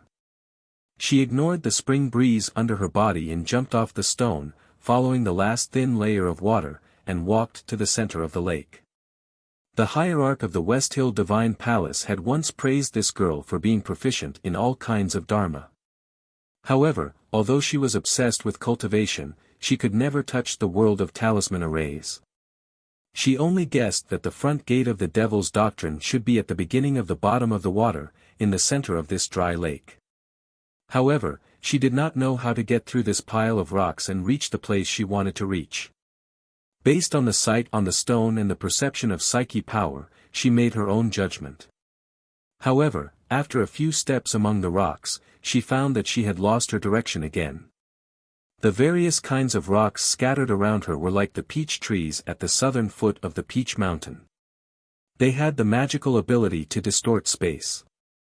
If she went on like this, she might never reach the center of the lake.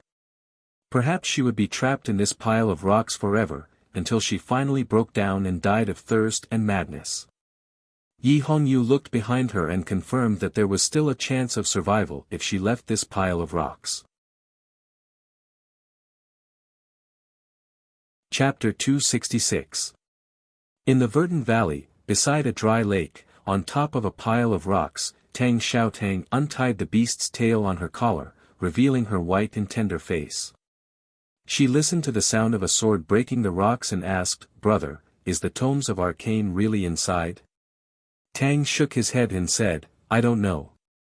Tang Xiaotang was puzzled and asked, "Then why did those old guys from the Divine Hall send people here?" Tang said, "According to the news from the Central Plains, the great divine priest of Revelation issued a decree after returning from the south. He said that the tomes of arcane will appear when the Holy Land opens." Tang Xiaotang scratched her head and asked, "But didn't you say that the Holy Land became a ruin after it was destroyed and there was nothing inside? Why is the old guy called Priest of Revelation so sure that the tomes of arcane are here?"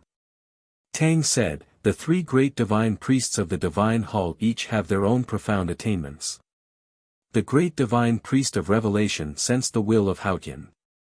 It is said that he may even have the ability of prophecy. Who would not believe what he said?" Tang Xiaotang suddenly thought of the Taoist priest who sang on the cliff peak.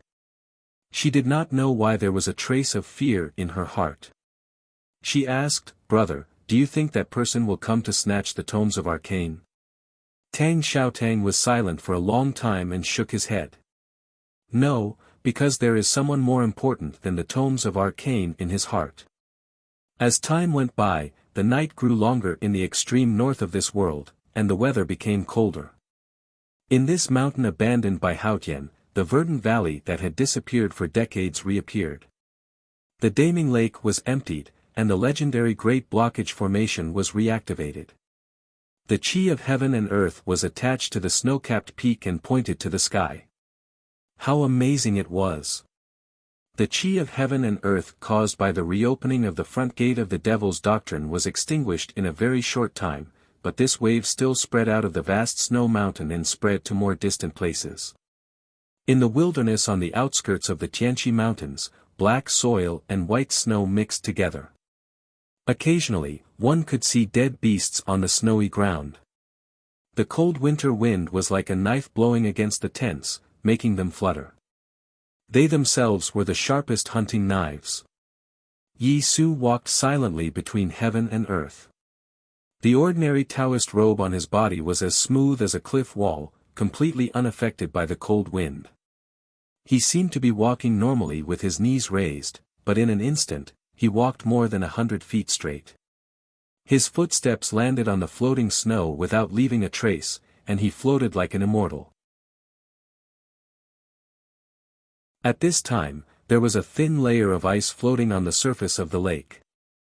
The men of the grassland tribes who had lived by the lake for generations were fishing for some aquatic plants in the lake before the ice was completely sealed. Wherever there were grassland barbarians, there would often be caravans from the Central Plains. However, it was after all the winter and the war between the grassland and the Central Plains coalition army had just ended. It was a little strange for a caravan from the Central Plains to appear by the Hulun Sea. However, these merchants were extravagant and had paid the deposit for leather goods at the end of next summer. So the tribal headmen acquiesced to their existence and even allocated a camp for them. The caravan from the Central Plains was cooking by the lake. Dozens of people were sitting around the fire. Taking advantage of the rare sunny weather, they did not enter the tents to avoid the cold. Looking at their actions, it seemed that they were led by one of the merchants. The rather stout merchant was gnawing on a greasy leg of lamb and grumbling from time to time. It was obvious that he was not very satisfied with the hospitality of the grassland barbarians. A burly middle-aged man wearing a felt hat next to him, who was probably a steward or a bodyguard, tried to persuade him in a soft voice. However, he was scolded instead. All of a sudden, countless white clouds appeared in the clear blue sky. It was as if an invisible giant hand had directly torn the blue canvas apart and the white paint behind it seeped out. The grassland barbarians and the merchants from the Central Plains noticed the strange phenomenon in the sky at the same time and looked up in surprise. The leader of the merchants cursed a few times.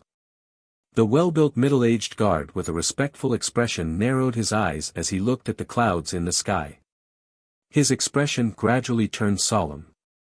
For some unknown reason, the stout merchant became serious when he saw the solemn expression of the middle-aged man. He did not dare to scold him anymore. He lowered his head to hide the awe in his eyes and asked a few questions in a low voice. The middle-aged man looked at the white clouds in the sky quietly and felt the fluctuation of the aura of heaven and earth coming from the foothills in the far north. His face, which was covered by the shadow of the felt hat, slowly revealed a very complicated expression. It was an expression of nostalgia, warmth, and calmness after a long time. However, it was also mixed with some extremely faint regret and sadness. Then the middle-aged man said very succinctly, "The door is open." Ning Ke carried Mo Shanshan's weak body on his back and stepped on the stones on the ground with difficulty. When he reached the center of the lake, he saw a very large stone door. The stone door was so huge that it looked like a small mountain when looked up from below. Even the most magnificent city in the world, Chang'an, did not have such a magnificent and huge stone door. Because of its huge size, this was the front gate of the Devil's Doctrine. Ning Ke did not think that he would find the front gate of the Devil's Doctrine so easily. For a moment, he could not believe his eyes. He could not understand how such a magnificent and huge stone door was hidden in the Daming Lake and why he did not see it when he walked in the Great Blockage Formation. He subconsciously looked back at the way he came. When he walked in the rugged stones and the fierce formation, he could not see the stone door at all. However, when he walked out, the stone door appeared in front of him, as if the stone door was only willing to be seen by the person it chose. Opening the front gate of the Devil's Doctrine was even easier than finding the front gate. He did not need to recite any incantation, nor did he need any amazing and terrible mechanism. When Ning Kei's right hand gently touched the rough and solemn surface of the stone door, there was a soft sound.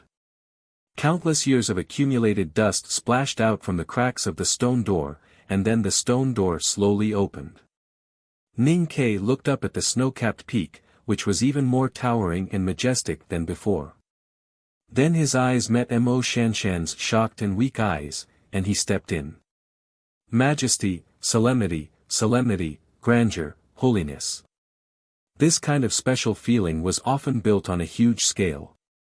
For example, Chang and City, which the goshawk did not dare to fly over, and the divine hall on the Peach Mountain overlooking the common people. When these buildings and the small human body formed a strong contrast, this kind of feeling would be produced. When they walked into the huge stone door and climbed up tens of thousands of long stone steps, they came to the main hall of the front gate of the Devil's Doctrine. These feelings instantly occupied the minds of Ning Kei and Mo Shanshan. Because the front gate of the Devil's Doctrine they saw was more magnificent and huge than any building they had seen before. The front gate of the Devil's Doctrine was in the mountain, or more precisely, in the majestic snow-capped peak by the Daming Lake. The Devil's Doctrine was in a huge space formed after the belly of a towering snow-capped peak was completely hollowed out. This space was so big that it was completely unimaginable. No one knew how deep it was, and no one knew how high it was. It was even so big that it gave people the illusion that this was a place that could only appear in dreams, a world that only Haotian had the power to open up. No one knew where the clear light came from, but there were countless thick and huge stone beams lying across the space. These stone beams had clear and orderly marks made by knives and axes. They were extremely thick and the surface was enough for 4-horse carriages to run side by side. The two looked at the wide and straight stone beam in front of them and felt that they could not see the end of the stone beam at all. However, the thick stone beams in the distance were like extremely thin spider silk in the huge space. The thick stone beams gathered in the middle like a spider web, and finally converged into a stone platform in the middle of the distant rocky peak. A palace could be seen on the platform from afar. The palace should be huge, but looking at it from the cliff, it looked like a hollow microsculpture carved by a skilled craftsman on a grain of rice. As for Ning Kei and Mo Shanshan, who were far away from the palace, they seemed to not exist in this huge space, like a grain of sand between the rock walls. The two looked at each other and saw the shock in each other's eyes.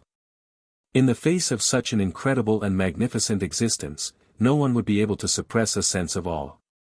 They would want to kneel down and worship it, and even cry because of their own insignificance. Because in front of such a magnificent world, human beings could only be ants. However, what really shocked Ning Kei was that this huge space that only Haotian had the power to open up was actually opened up by those ant-like human beings 1,000 years ago. After thinking about the chapter name for more than 10 minutes, I really can't think of a better one. Because I care a little, I always want to come up with a good one. It's really a headache. To be continued. If you like this work, please come to Chidian.com to vote for me. Your support is my biggest motivation. Chapter 267. After a long time, Ning Kei gradually woke up from the shock, but his emotions were still complicated. It was also the legendary unknown place. The back mountain of the academy only gave people a sense of closeness and warmth, but it did not give people a spiritual impact like this place. He thought that this was probably the difference that Mo Shanshan had mentioned that day. The back mountain of the academy could connect the saints and the secular world, while the front gate of the Devil's Doctrine was indifferent to the secular world. The front gate of the Devil's Doctrine had long been abandoned after being buried by the wind and snow in Tianqi Mountain for decades. It looked desolate, and the more spacious and majestic it was, the more desolate it felt. Ning Kei thought of the scene when the Devil's Doctrine was still strong, and countless believers knelt on the huge stone beam to worship. He could not help but sigh. It was hard to imagine that the desolate man 1,000 years ago could dig such a huge space in the middle of the snow-capped peak. Ning Ke thought that it was the Tang Empire that drove the desolate man out of the wilderness and to the cold region of the far north. He could not help but sigh and feel a strong sense of pride. Then, through the magnificent and almost nature-defying architectural space in front of him, he thought of more things. The devil's doctrine was not tolerated in the world because the cultivators of the devil's doctrine forcibly absorbed the heaven and earth into their bodies, which blasphemed Haotian. The great divine priest of light, who founded the devil's doctrine, let the desolate man dig such a space in the Tianqi mountain that was almost like a miracle. Perhaps he wanted to prove that humans could also have the same ability as Haotian through this place. In the world where Haotian shone, it was extremely arrogant to use this silent way to express disrespect to Haotian. No wonder the Enlightenment doctrine was called the devil. After standing at the edge of the rock wall and watching silently for a long time, Ning Ke helped Mo Shanshan up the stone beam. The thick stone beam connected the space in the middle of the snow-capped peak and finally converged in the distant sky. The stone beam was so wide and thick that it could accommodate 4 horse carriages side by side. Looking at the impact marks and gravel, it could be confirmed that the rocks that fell from the top of the cave for thousands of years could not break the stone beam. It was even more impossible for the two of them to walk on it. However, the stone beam was suspended high in the air and there was no shelter around it. The mountain wind whistled and the echoes slowly reverberated, giving people an extremely terrifying feeling. Ning Ke looked at the empty world outside the stone beam and listened to the wind in his ears. He felt that his legs were a little stiff. He thought that if he was blown out of the stone beam by the mountain wind, he might have to fly in the air for a long time before falling into the deep and dark underground. The stone beam leading to the center of the huge space was very long. The two of them walked for a long time, but they had only covered less than 1/3 of the distance. The palace on the distant suspended stone platform was still as small as a miniature landscape. However, the feeling of insignificance and fear in the magnificent space gradually faded as they walked. Ning Ke and Mo Shanshan walked much faster than at the beginning.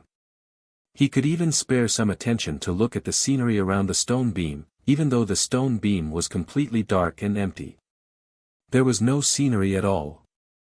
Then he noticed that deep lines suddenly appeared under his feet. Those lines were deeply engraved into the hard stone beam and seemed to extend in all directions irregularly. There were extremely small gravel rolling in the lines with the mountain wind.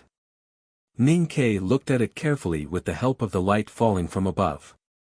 He found that the lines on the stone beams combined to form a very concise painting. The strokes of the painting were clumsy and powerful. It should have been engraved by metal weapons inside the axes and knives. It looked like some kind of ancient rock painting. The rock paintings on the stone beam gradually appeared in front of them as they walked. These rock paintings were very large and there were many of them. The first rock painting was a painting of a monstrous flood. A man with a blurred face, wearing clothes that looked like a grass skirt around his waist and holding a pick in his hand, stood on the cliff by the flood and roared angrily at the rainy sky. The second rock painting was a painting of wildfire in the mountains. Several women with blurred faces, wearing coarse short skirts and holding a basin of water in their hands, stood in the bamboo forest by the wildfire and cried bitterly at the burning wheat fields. The third rock painting was a painting of heavy snow that covered the sky. Dozens of farmers with blurred faces, wrapped in thick animal skins and holding all kinds of tools in their hands, ignored the falling snowflakes and silently and attentively repaired the houses. The fourth rock painting was a painting of the quaking earth. Thousands of black spots without faces stood in the scarred fields, as if they were burying the dead and saving the living. They did not roar or cry, but continued with their lives. Every rock painting depicted the anger of Haotian when he descended to the human world. It depicted the pain and struggle of human beings. No matter how blurred the faces of the people in the rock paintings were, they clearly showed the identity of human beings. The rock paintings on the stone beam were still spreading forward. With the mastery of tools, determination and understanding of nature, human beings became calmer and calmer in the face of all kinds of disasters. Perhaps they were still sad and angry, but no matter what, they survived and lived until now. Ning Kai and Mo Shanshan looked at the rock paintings under their feet as they walked. Their expressions gradually became solemn. Although they could not fully understand or be sure of the real intention of the people of the Devil's Doctrine to carve these rock paintings on the stone beam, as a member of human beings, they would always have some vague feelings. At the very front of the stone beam, the last rock painting was very simple, with fewer lines than all the previous rock paintings. At the bottom were 3 straight lines mixed with countless small stone holes, probably representing human beings who had already multiplied and occupied the whole world. Those small stone holes seemed to be the hands of human beings who had raised high in celebration. Above the 3 straight lines, the deep stone lines formed a circle and a semicircle. Mo Shanshan frowned slightly and looked at the simple and incomprehensible patterns under her feet. She thought about what kind of information it contained, but no matter how she thought, she had no clue. Ning Kai stared at the last rock painting, and his hand holding Mo Shanshan trembled slightly. He felt a little cold and vaguely guessed something, but felt that his guess was too absurd. Unfortunately, at this time in the abandoned front gate of the Devil's Doctrine, there was no time for him to think carefully about these questions of fauvism, symbolism, and Dali. Even if he wanted to think about it, the scene he saw after leaving the stone beam and stepping on the stone platform suspended in the middle of the snow-capped space did not allow him to think about it. Countless stone beams converged at this place, forming a natural stone platform. The stone platform floated tens of meters high in the air. The mountain wind whistled in from outside the platform, blowing the dust off the palaces and making them fall to the ground. There were countless piles of white bones outside the palace, and the floating dust fell through the gaps between the bones and did not fly up again. This process had been repeated countless times over the decades, so a layer of dust about a palm thick had accumulated under the eerie white bones, making people feel that these bones were lying in the river mud. Walking down the stone beam, Ning Kai first saw the eaves of the Devil's Doctrine, and then the white bones in the dust outside the Devil's Doctrine, and then he could no longer move his eyes away. When the Devil's sect was destroyed, it was unknown what kind of tragic battle it had experienced. There were so many dead people in the periphery.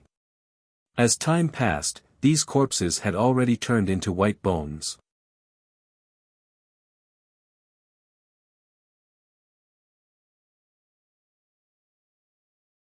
After standing in front of the stone tablet and silently observing and thinking for a while, they continued to walk into the hall. He felt that youngest uncle's aura was in the hall behind the stone tablet. The main hall of the Devil's Doctrine was still grand and majestic.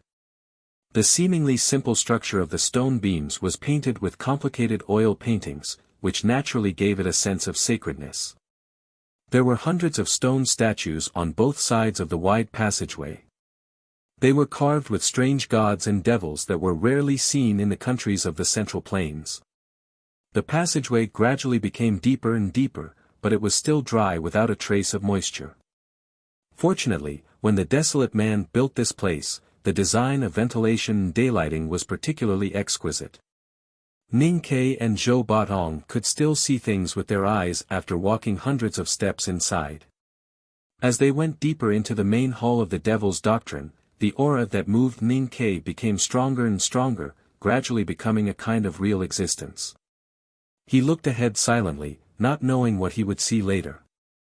Whether it was the Ming hand scroll of the tomes of Arcane or the secret of the Devil's Doctrine, no matter which one it was, he only hoped that he would not see what he did not want to see. There were also more and more corpses in the passageway. At the turn, the bones even piled up and formed a small hill. Ning Kai supported Mo Shanshan as they walked.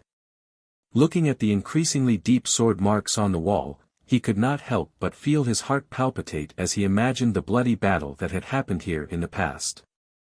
At the end of the passageway of the main hall of the Devil's Doctrine was a very ordinary room. This room should have been very spacious, but now a small hill of bones and dried corpses occupied the center of the room, making it extremely narrow and crowded. How many people died back then? Mo Shanshan looked at the pile of bones and corpses in front of her and subconsciously sighed softly. Her little hands were a little cold, and her voice was also a little shaky.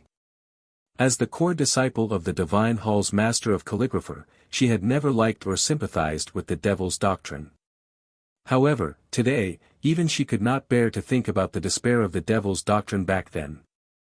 Ning Ke looked at the small hill of bones and said after a moment of silence, "I also do not know why youngest uncle wanted to destroy the devil's doctrine back then, but I think he must have his own reasons.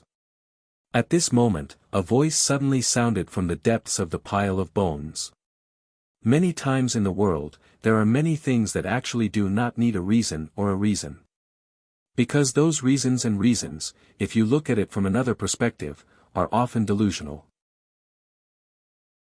Now there are countless explanations as to why he did what he did back then, but the truth is that he came that year and did what he did.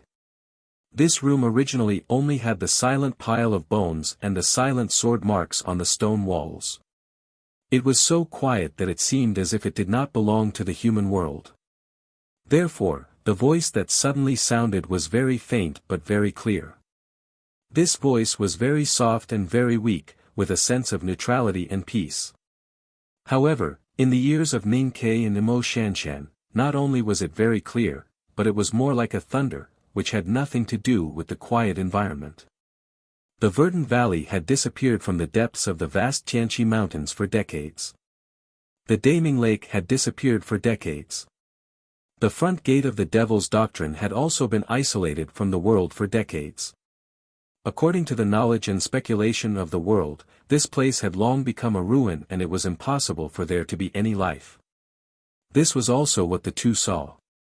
There were only white bones and sword marks in the past.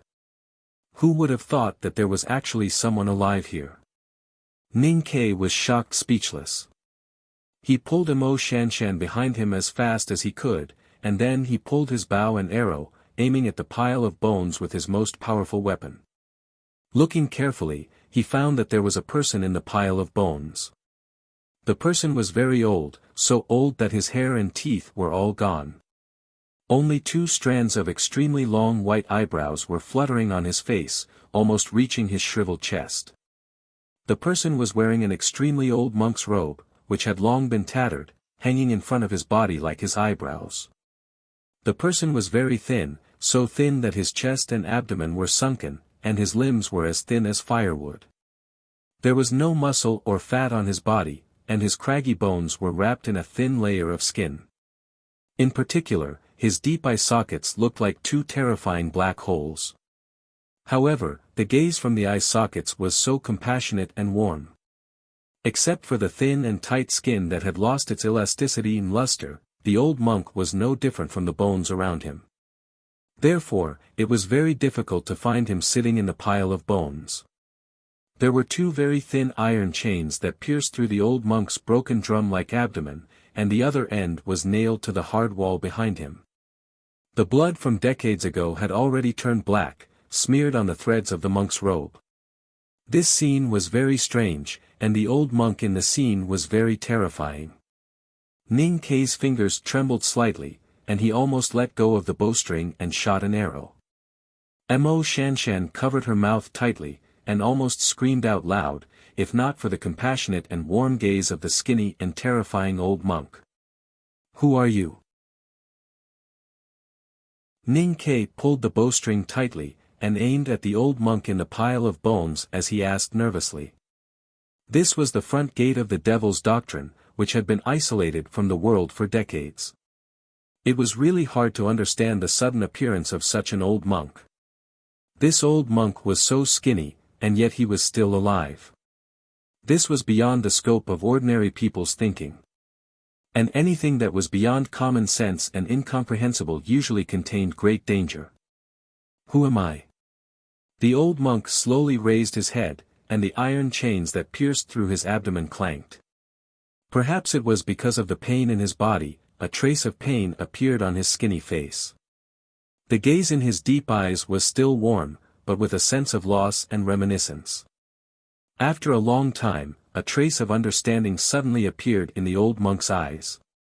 He moved the paper-like skin at the corner of his lips, and revealed a trace of an ugly smile. He said, "I am a person who has bound myself. I made a huge mistake in the past, and it was a lifelong regret. So I used iron chains to bind myself here, and swore to use the rest of my life to release these dead souls from purgatory. I hope to atone for my sins." The iron chains pierced through his body, and the slightest movement of the old monk would cause him to reveal traces of pain. But his weak voice and gaze were still so calm and compassionate, like a spring breeze. Ning Ke looked at the old monk who was as skinny as a ghost, and asked blankly, "Atone for what sins?" The iron chains clanked again. The skinny old monk smiled at the white skeletal corpses around him. He stretched out his finger with difficulty, and slowly stroked the edge of a white leg bone in front of him. He said, "To atone for the sins of murder." "The sins of murder?" The old monk looked at him and said calmly, "I entered Buddhism at the age of 20, and then became a Buddha. I thought that I was compassionate, and would release all living beings from purgatory with the light of Buddha. Who would have thought that there would be a ground full of white bones because of me? This is my sin of murder." Ning Ke understood the words, but he did not understand them. The front gate of the devil's doctrine was full of white bones. Legend had it that they were the souls of youngest uncle's sword. Looking at the sword marks and the row of words on the wordless steel, the truth should not be far from the legend. Why did this skinny old monk say that this was his sin of murder? "You know my youngest uncle?" he asked. The old monk looked at the two of them like an elder looking at his juniors. He asked gently, "If Crazy Ko is your youngest uncle, then you are the disciple of the headmaster of the academy. Then who is this little girl?" Ning Ke and Mo Shanshan felt the kindness and trust of the other party, and even felt a touch of warmth from being pampered. They subconsciously revealed their identities.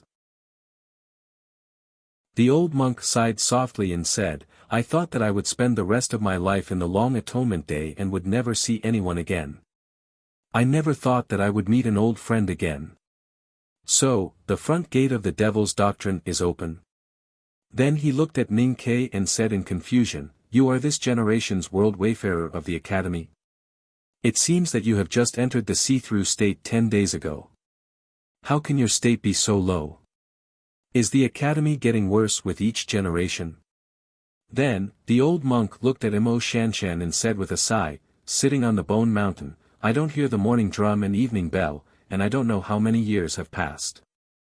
I feel that I have only slept for a while, and now I have a successor." Ning Ke knew that he was the worst world wayfarer in the history of the academy, and he was embarrassed to be pointed out by the old monk. But he thought that this old monk had been sitting at the front gate of the devil's doctrine for decades, called youngest uncle Crazy Ko, and called the sage of calligrapher Young King. He must be a secluded sublime being. But who was this skinny old monk? To be continued. If you like this work, please come to Chidian.com to vote for me. Your support is my greatest motivation. Chapter 269. I strongly recommend the Fox God's new book, Fate and Kyo. The book was published a week ago, but I was sick and in a daze, so I forgot about it. I was wrong. The book number is 222-6513. Speaking of which, Aunt Fox, no, the Fox God is Dodgy, my sister. This book is really well written, please support it. Older people were always worthy of respect. This old monk had sat on the mountain of bones and said that he was atoning for his sins for decades, so he was not an old man like Kyuni Mati. Ning Ke put his bow behind him, but did not step forward. He looked at the skinny old monk from 100 feet away and said respectfully, "I am indeed a student of the academy. The front gate of the devil's doctrine opens in response to the heavens, but why do you say that all the bones on the ground are your sins?" The old monk gave a dry and weak laugh and said, "This is naturally a rather complicated story. Every time there was an adventure in the valley, one would hear a long and wonderful story when they met a strange person." Perhaps it was because he was expecting it, Ning Kei's reaction was very calm. He said softly, "Please enlighten me, senior." The old monk was silent for a moment and said leisurely, "When Madman Ku began to travel the world on behalf of the Academy, he wore an ordinary cyan steel sword on his waist, and no one dared to go against him. At that time, the devil's doctrine was still strong, arrogant, and bloodthirsty. Many innocent people were killed by the devil's doctrine, so naturally there was a storm when the two met. That storm was extremely bloody. The powerhouses of the devil's doctrine who ran amok in the Central Plains were all killed by Madman Ku's sword. The West Hill Divine Palace and the righteous also took this opportunity to eradicate the devil's doctrine. Madman Ku stood on the peak of the storm, pointing at the sky and the earth with no respect in his eyes. Naturally, the old fogies of the West Hill Divine Palace did not like him. The devil's doctrine was forced into a corner by that storm, so they came up with a plan. They wanted to use the estrangement between the Academy and the Divine Hall to set up a war between them. One year, during the Yulan Hungry Ghost Festival in the Lank Temple, cultivators from all the countries in the Central Plains gathered there. There were also dances, and the devil's doctrine massacred the front yard of the Lank Temple. They blamed the disaster on the judicial department of the Divine Hall. That was the beginning of the story. The old monk was as skinny as a ghost. When he slowly talked about the bloody events of that year, his tone and expression were as gentle as the spring breeze. In just a few words, he omitted the cruel scenes of the past. Ning Kei helped Mo Shanshan to sit against the wall.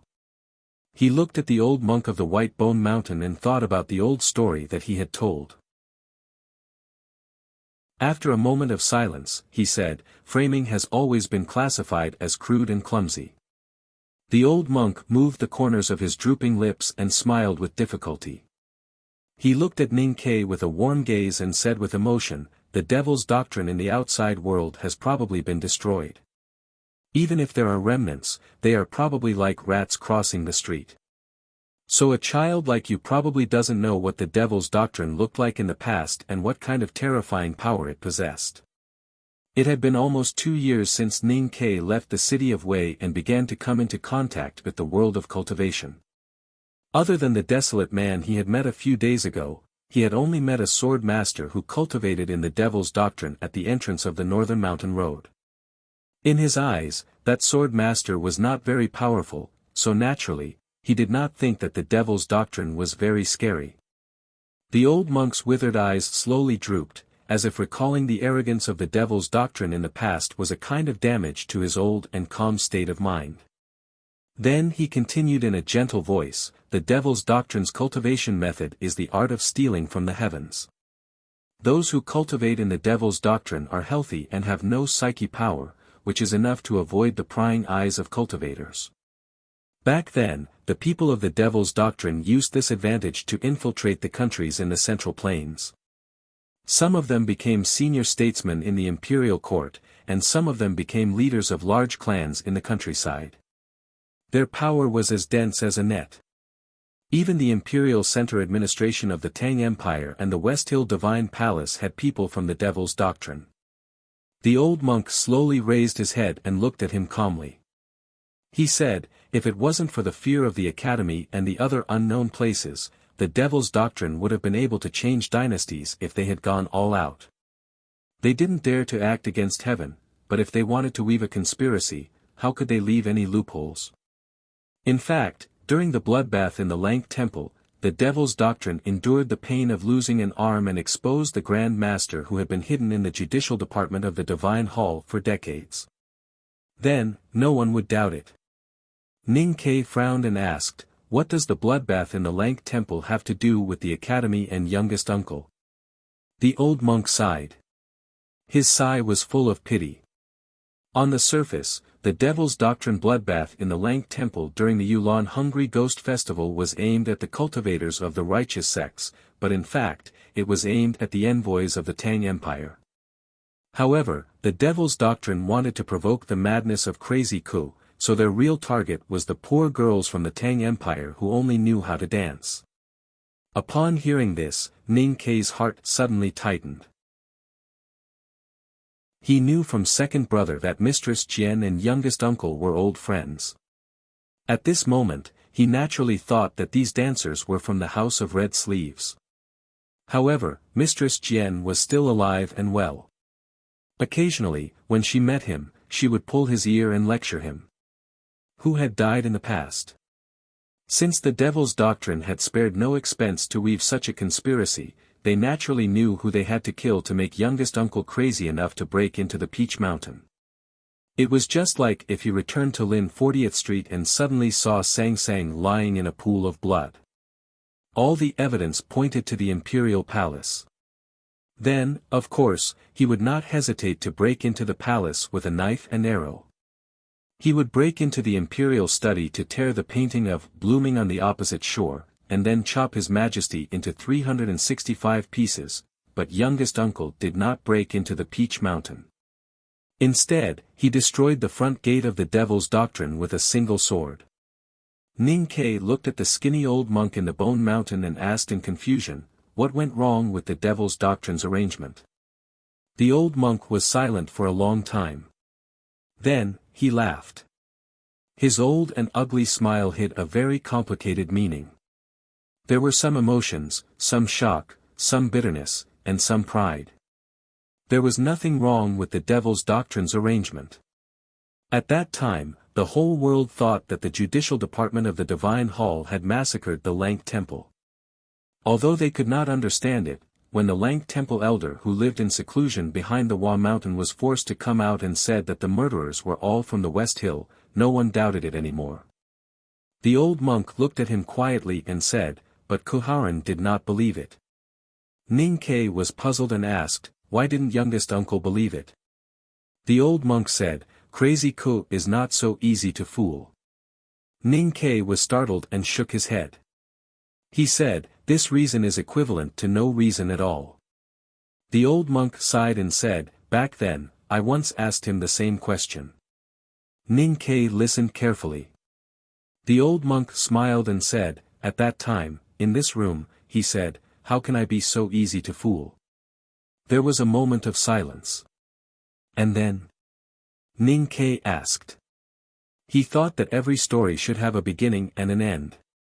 The old monk was slightly surprised and asked, the story after that, does the world still not know? Ning Kei said, the storyteller is different, so the content of the story will also change. This story has a very simple ending. The old monk's voice became even weaker. He said, the devil's doctrine's methods could not fool Crazy Ku, so he naturally went to the front gate of the devil's doctrine.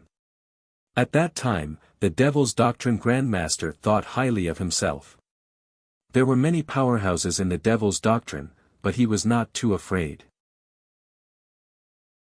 He thought that if you came, he would kill you. Crazy Ku naturally did not want to be killed by them, so he killed them all. He did not want to be killed by them, so he killed them all. It was a very simple narration, a very simple story, but it was a shocking past that had been buried in the dust of history. The simpler it was, the more shocking it was. After a few decades, only this old monk who was as skinny as a ghost and the countless skeletons that filled the main hall of the devil's doctrine could prove what had happened here in the past. Ning Kei looked at the old monk's sunken eyes and said, then why do you want to atone for your sins? What does this have to do with you? The old monk raised his thin arms. The monk's robe on his arms was ragged, and his fingers slightly spread to form a mudra. The joints under the skin of his 10 fingers could be seen horribly, like a pair of skeletal hands reaching out from the underworld. However, the mudra formed by the skeletal hands faintly released a warm aura that calmed one's heart. It was as compassionate as 2 white lotuses that had descended from Haotian. The aura between the skeletal hands and the white lotus mudra was unusually strong and condensed, but it did not have the slightest lethality. As the aura was gradually released, a layer of extremely warm luster suddenly appeared on the surface of the skeletal bodies around the old monk, as if they were about to come to life. Ning Ke stared at the two pairs of skeletal hands in front of the old monk's abdomen.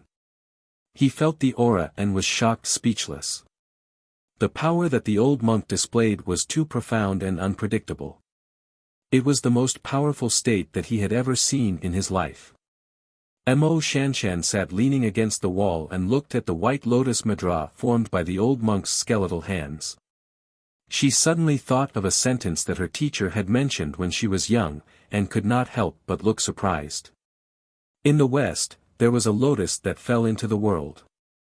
It had 32 petals, and each petal was different. Each petal was a world. Atonement. Naturally, it was because this sin was mine. Because there was never any conspiracy of the devil's doctrine. This conspiracy was also mine.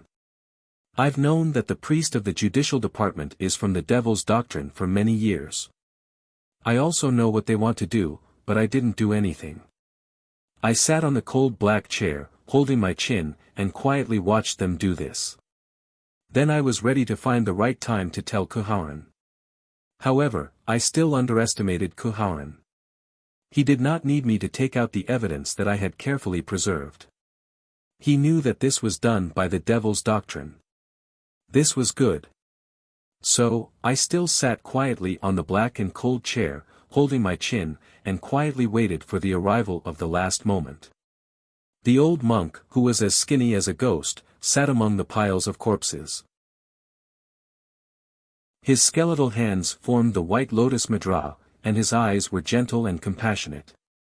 Ning Ke widened his eyes and asked in a trembling voice, "Who are you? What did you want to do back then?" This was the second time the old monk had heard this question. He slowly raised his head and looked at the sky. The iron chain that passed through his abdomen moved and made a crisp sound. The pain returned to his skinny face. The old monk looked at the sky. His deep-set eyes were still warm. The white lotus petals formed by his skeletal hands bloomed.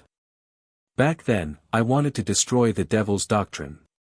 I wanted Kuharan to die. However, I did not expect that he would still be alive after I spent half of my life and effort to turn the entire devil's doctrine into a monstrous storm. As for who I am, the old monk retracted his gaze and looked at the two of them. He said gently, "I am the priest of judgment. Divine Lord Lotus." An incredulous voice suddenly sounded from the back of the room. The Tao addict, Yi Hongyu, who was dressed in rags, had arrived. She looked at the mudra formed by the skinny monk in the middle of the mountain of bones. Her face was filled with disbelief and fanatical joy. Mo Shanshan almost shouted at the same time, "Master Lotus?" To be continued. If you like this work, please come to Chidian. Come to vote for me. Your support is my greatest motivation.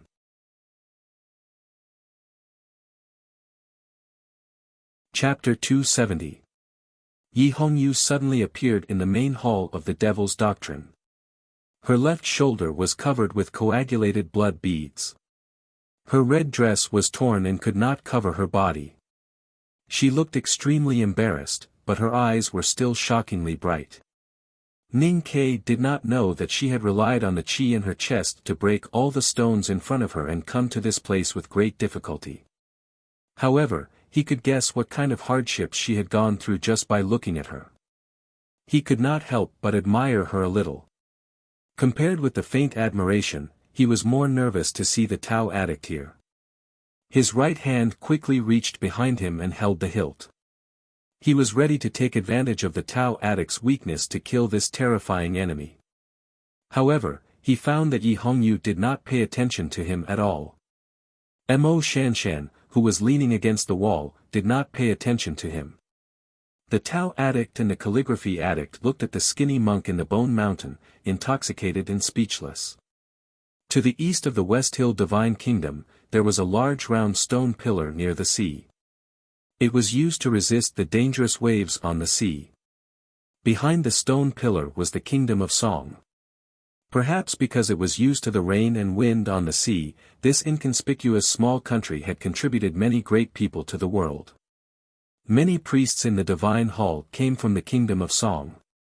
The great divine priest of light who had been imprisoned for many years also came from the kingdom of song. One night many years ago, a water lily bloomed in the backyard of an aristocratic family mansion in the capital of the kingdom of song. Along with the lotus, a baby boy was born.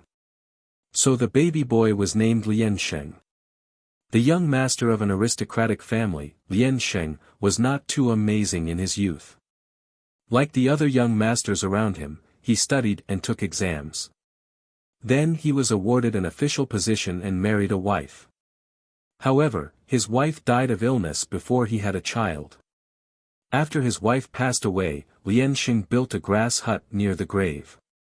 He was sad and withered and did not show his happiness for 3 months. One night, it was raining heavily outside the grass hut. Lian Sheng walked into the wind and rain and meditated for half a night. He came back in wet clothes and wrote a morning essay for his wife. Then he threw the brush into the new grass in front of the grave and floated away with a laugh. In the following years, Lian Sheng visited the mountains and many cultivation sections. At that time, the essay for his wife was spread to the world and caused many people to cry. He was already famous and all the sects treated him with respect, but they were not willing to talk to him about cultivation. In the autumn of the second year, Lian Sheng swam to the Hua mountain and took shelter in the Lank temple when it rained. That night, when he was lying quietly in the back hall, he happened to hear an old monk talking about Buddhism. After thinking about it for a day and a night, he walked back to the main door of the Lank temple and rang the bell. He pushed the door open and entered the room. He told the reception monk that he wanted to debate with the abbot of the Lank temple. The debate lasted for 32 days. Lian Sheng's eloquent words were like a lotus blooming in the clouds of Tile Mountain. During the conversation, there were faint cries of divine birds among the trees by the cliff, attracting the attention of countless famous scholars. The debate at the Lank temple became another grand event after the Yulan Hungry Ghost Festival. The name of Master Lotus began to spread in the world. On the last day, the former Haotian hierarch of the West Hill Divine Palace came from Peach Mountain and invited Lotus as a visiting professor in front of thousands of people.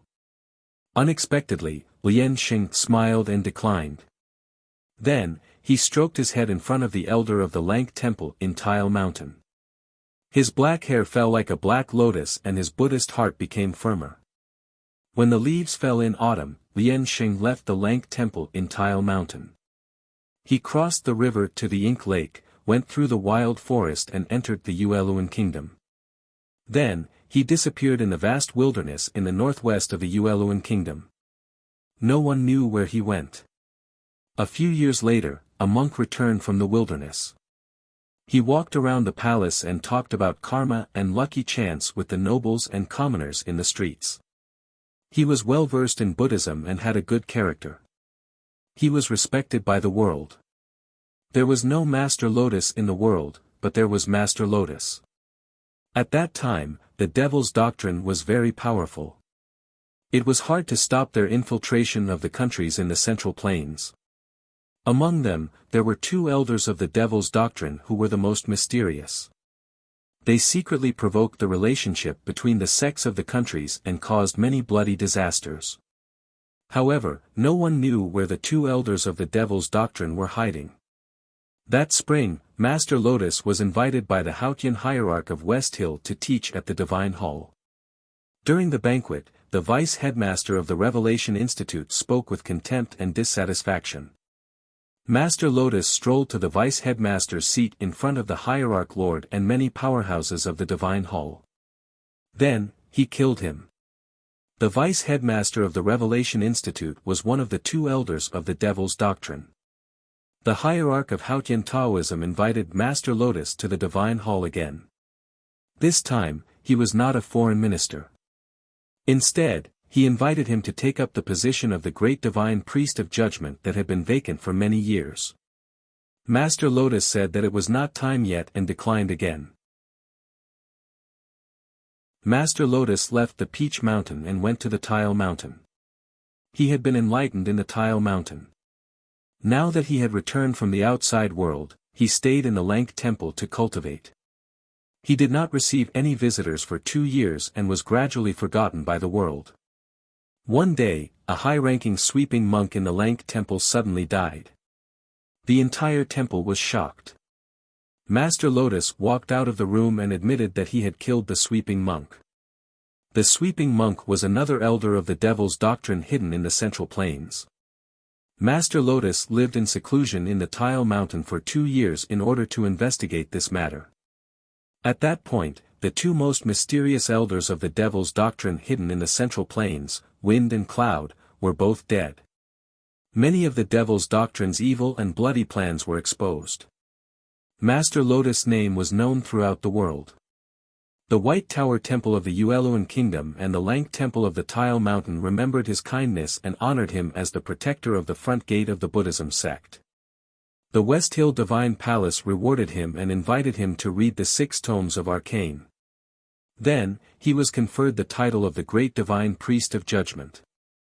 Master Lotus became the first disciple of the Buddhism sect in history to become the Great Divine Priest of the West Hill Divine Palace. A few years later, the Grand Master of the Judicial Department of the Divine Hall was involved in the murder at the Lank Temple. Master Lotus was saddened by the death of his old friend and was willing to take responsibility. He refused to stay on the Peach Mountain and refused to be the Great Divine Priest. He left and went into seclusion. From then on, there was no Master Lotus in the world of cultivation. However, Master Lotus' name was still being passed down in this world until now. In the memories of the current world, Master Lotus was always shrouded in a layer of benevolence and mysteriousness. The benevolence was because of his actions, and the mysteriousness was because his dazzling life was too legendary. Master Lotus was good at writing and calligraphy. He studied the world and read old books quietly. There was no hindrance in his cultivation. He understood Tao in the Lank Temple and entered the knowing destiny state in a few years. His Dharma was profound and his Hautian Taoism cultivation method was equally profound. He was a great writer and calligrapher, a protector of the front gate of the Buddhism sect and the great divine priest of judgment of the Divine Hall.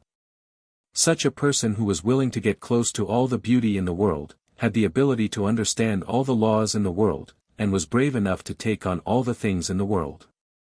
He did it so perfectly. No one knew if he would appear again in the future.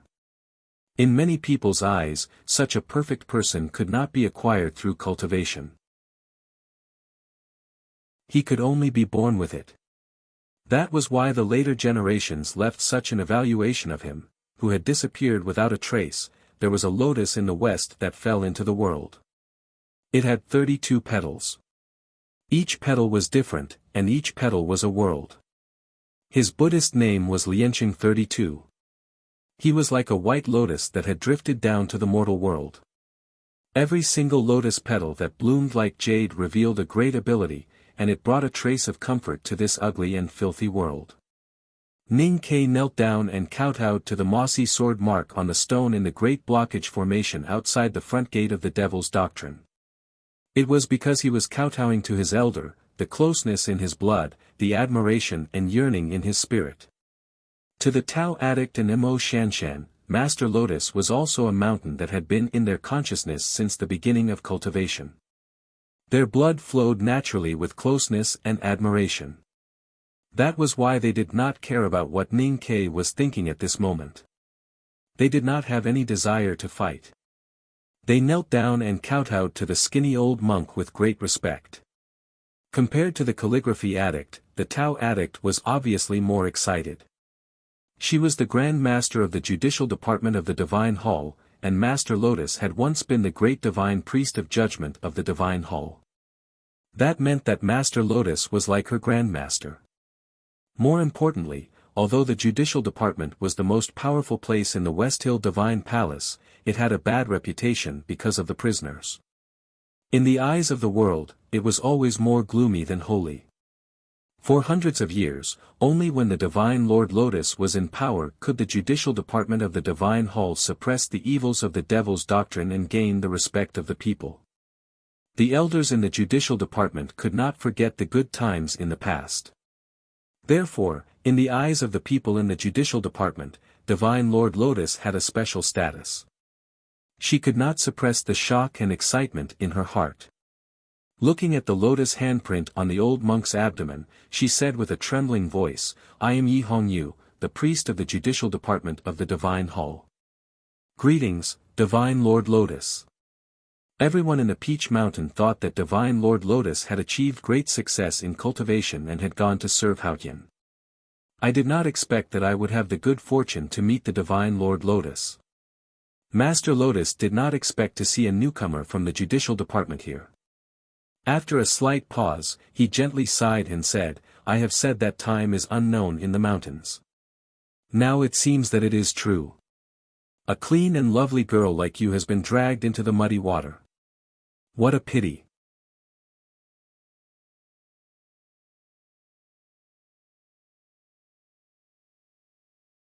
How could he relate it to the image of the devil's doctrine? He raised his eyebrows, looked at Master Lotus and asked, "How did my youngest uncle join the devil?" The old monk sighed and said, "The devil comes from the heart. Anyone can become a devil." Ning Ke was not a typical Tang, but he still retained a lot of Tang's bearing in his bones. He did not believe this at all. He shook his head and said calmly and affirmatively, "My youngest uncle is invincible in the world. He is the most powerful in both strength and spirit. He does not need external help, so why would he cultivate the devil's doctrine?" The old monk said with a gentle expression, "He has never cultivated the devil's doctrine. Just as you said, he does not need the help of the devil's doctrine. But you do not know that a person like Kuharan is like the great divine priest of light 1,000 years ago. He will not be confused by external factors, but he will go astray because of his own thoughts. When his view of the world changes, he will start to turn his back on the glory of Haotian and walk towards the dark side." Ning Ke was stunned and said, "I don't understand." Hearing this honest or stupid answer, the old monk laughed and shook his head very slowly. Then, he gradually stopped laughing and looked at Ning Ke calmly and said, "Anyway, when he picked up that sword, he had already become a devil." Ning Ke asked, "Haran sword?" The old monk agreed. Ning Ke thought of the book, A Preliminary Exploration of Haran's Sword, that he read in the old library and the sword-riding skill that second brother taught him in the back mountain of the academy. After a moment of silence, he shook his head and said, "Haran's sword has nothing to do with the devil's doctrine." The old monk looked at him and said with a smile, "People only know about the Haran sword, but not the Great Spirit. If you have the opportunity to understand what the Great Spirit is in the future, you will probably understand why I said that." Ning Ke vaguely understood something. It was probably because youngest uncle's state was too strong in the past. In order to achieve a breakthrough or in philosophy, he created the Great Spirit, just like the great divine priest of light 1,000 years ago. However, the Great Spirit was something that Haotian did not allow to exist, just like the devil's doctrine. I still don't understand. Ning Ke looked at the old monk in the White Bone Mountain and said with a smile, "Anyway, I do not believe that youngest uncle will become a devil." This was unreasonable. Anyway, whether it was the Tangs or the academy, they were best at being unreasonable. He thought to himself, after all, this is the past from decades ago. Even if you are the divine Lord Lotus, what can you do to me? Mr. Ku did become a devil later on. Yi Hongyu suddenly said. She turned back to look at Ning Ke and said, "In the end, he was punished by heaven and died." Ning Ke was stunned. Then, he jumped up like a wild cat whose tail had been stepped on. He scolded loudly, "Punish your mother." Hearing such vulgar words, Yi Hongyu strangely did not retaliate in anger. Instead, she looked at him with a complicated expression. After a moment of silence, she said, "I respect Mr. Ku and will spare your life for now." Looking at her reaction, Ning Ke suddenly understood that she was telling the truth. In the back of the mountain of the academy, second brother had said that youngest uncle had died, but he did not say how he died. Regardless of whether it was Master Yen Sei or other cultivators, no one had ever mentioned that there was a youngest uncle in the academy. It turned out that youngest uncle had used such a method to leave this world. Youngest uncle was second brother's idol. Second brother was Ning Kei's idol. Hence, youngest uncle was his biggest idol. It was a pity that he had only heard a few words in the wind. Hence, he did not have a clear image of youngest uncle. He could only vaguely feel proud from afar. Now that he had come to the wilderness and felt the proud and confident aura in the vast Tianxi mountains, youngest uncle became alive in his spiritual world. He followed the aura and passed through the mountains into the verdant valley. He broke through the realm and comprehended Tao by the lake. He confidently and firmly stepped over the stone array tactics and arrived at the front gate of the Devil's Doctrine. Here, he had finally heard youngest uncle's story and guessed the ending of the story. While he was shocked and sad, he suddenly realized that this was the natural course of the story. For a proud and confident person like youngest uncle, when there was nothing in the world that was worthy of his attention, he would naturally pull out the sword at his waist and point it at the sky above his head. However, could humans still not defeat heaven? Ning Kei stood silently in the mountain of bones and did not know what to say. The old monk sat quietly in the mountain of bones. From the moment he heard that Kuharan had joined the devil and was punished by heaven, he fell into absolute silence, just like how he had been for the past decades. A merciful light of Buddha appeared on his skinny, skeletal face. In the end, he still died like this. The old monk lowered his head and sighed. It was hard to tell whether it was a sigh of praise or sorrow. As he sighed, his body that was as skinny as a skeleton suddenly relaxed. Dust splashed out from the cracks of his bones or his tattered monk robe. After the dusty stories were told, it was time to talk about the love and hatred in the present world. Everything in the world was always repeating in such a boring cycle. Yi Hongyu's bare legs tightened slightly, and her right hand held onto the Taoist sword at her waist. Ning Kei suddenly woke up. He looked at her back and frowned slightly. He quickly said, "Master Lotus is in such a situation."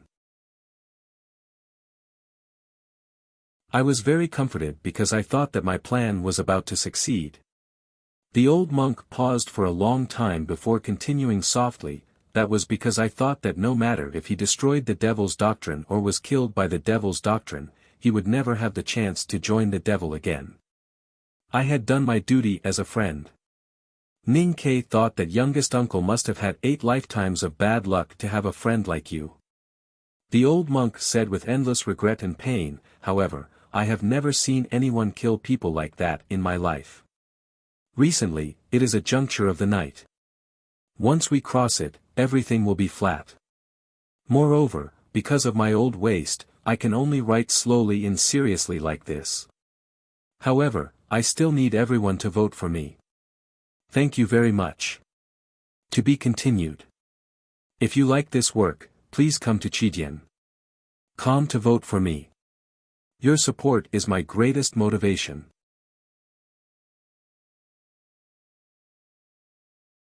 Chapter 272.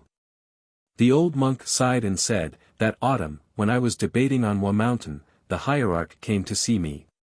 Another autumn, I left the central plains for the wilderness.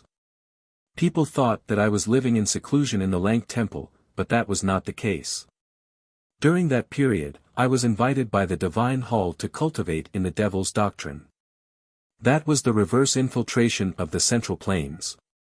Hearing this, Ning Kei was slightly shocked. He wondered if this old monk had almost become the leader of the Devil's Doctrine. It was a good plan for the West Hill Divine Palace to invite him, Lotus 30, to infiltrate the Devil's Doctrine. This person was trusted by the Devil's Doctrine and even climbed to a high position. He must be one of the best in the world in terms of state, means, and will. The old monk did not know what Ning Kei was thinking. He looked at the dusty stone walls in the room with a gentle expression, as if he was looking at the clean main hall of the Devil's Doctrine decades ago. He continued slowly, "In the world's impression, the Devil's Doctrine is full of evil and damned scum. The truth is not far from it. Those in the devil's doctrine kill innocents, kidnap children, and force them to cultivate devil's skill. Countless people die every year. But is the devil's doctrine a piece of iron? When the devil's doctrine was at its peak, it was divided into 7 schools and 28 schools. Each school had different cultivation ideas and even the idea of entering the human world. Some schools were like Buddhist monks who did not interact with the human world. How could they do evil? The old monk retracted his gaze and looked at the 3 of them calmly. He said, "The devil's doctrine is like any other sect. There are good and bad people. I admit that most of them are bad people, but there are always good people. However, when the sword broke the stone array tactics and killed its way into the front gate, who knows if those who died were good or bad? When Koharan killed his way into the front gate of the devil's doctrine, I was in this mountain." The old monk lowered his head slowly. His neck made a dry sound as if it would fall at any time.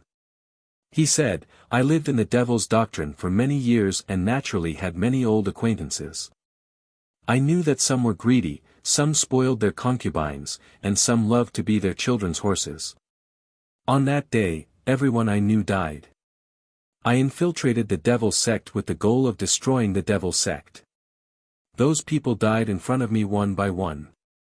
I should be happy, but I don't know why, but I just can't feel happy." Looking at those familiar faces being sliced in half, the children who used to jump on my knees being sliced in half, the blood spreading out of the temple, dyeing the lower half of the wordless monument red, flowing down the stone steps, and finally dripping slowly into the pitch-black abyss along the stone beams that you should have seen. I suddenly realized that I was very sad. Ning Ke frowned slightly and said, "Enough." The old monk looked at him mercifully and shook his head slowly, saying, "This is not your youngest uncle's killing karma. I am recalling those scenes not to blame him. I just want to understand, what exactly is a demon? Is the devil's doctrine, which slaughters the innocent, the devil? Or is the murderous Koharan the devil? Because I was worried that Koharan would become a demon and cause him to kill so many people, would that make him become a demon instead? Or could it be that I, the one who secretly arranged everything behind the scenes, was the real demon? Looking at the blood on the ground, I began to ask myself some questions. The old monk's voice gradually became doubtful. This kind of doubt was the doubt of standing on the Peach Mountain and looking at the sky. It was the doubt of standing in the ruins and feeling the vicissitudes of history. It was the doubt of oneself and this world. How should we differentiate the right path and the devil path? What exactly is a demon?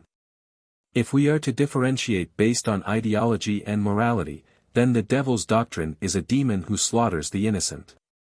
Then who doesn't kill in the long road of cultivation? The Buddhism sect says that all living beings are equal. If we are to become a demon by killing people, then what about butchers who kill pigs? When we were young, we picked up stones to kill stray dogs on the road. When we gnawed on pigs' trotters until our hands were covered in grease and we tore off the strong tendons with relish, did we ever think that this was the flesh of a pig? Did we become a demon when we were doing these things? If we are to differentiate based on birth, the devil's doctrine originated from the great divine priest of light 1,000 years ago. According to historical records, the great divine priest of light was virtuous, compassionate, and brilliant. How could he be innately evil? The devil's doctrine originated from the Taming hand scroll of the 7 tomes of arcane of Hautian Taoism. It was originally a branch of Hautian Taoism, so why did it become a demon? The old monk looked at the 3 young people in front of him quietly and said softly, "The front gate of the devil's doctrine has been destroyed, and blood flows like a river. After that day, I have been trapped here to atone for my sins for decades. I have been thinking about this question for decades." Ning Ke and Mo Shanshan were silent as they pondered over the words of the previous generation's eminent monk. Yi Hongyu suddenly raised her head and said without hesitation, "Divine Lord Lotus, you are wrong. The reason why the devil's doctrine became a demon has nothing to do with ideology and morality, nor does it have anything to do with one's birth. It is because the cultivation method itself is an evil one. Haotian sent divine light to the world, bestowing warmth and light. Only then can all living things in the world grow, and only then can there be a flow of aura between heaven and earth.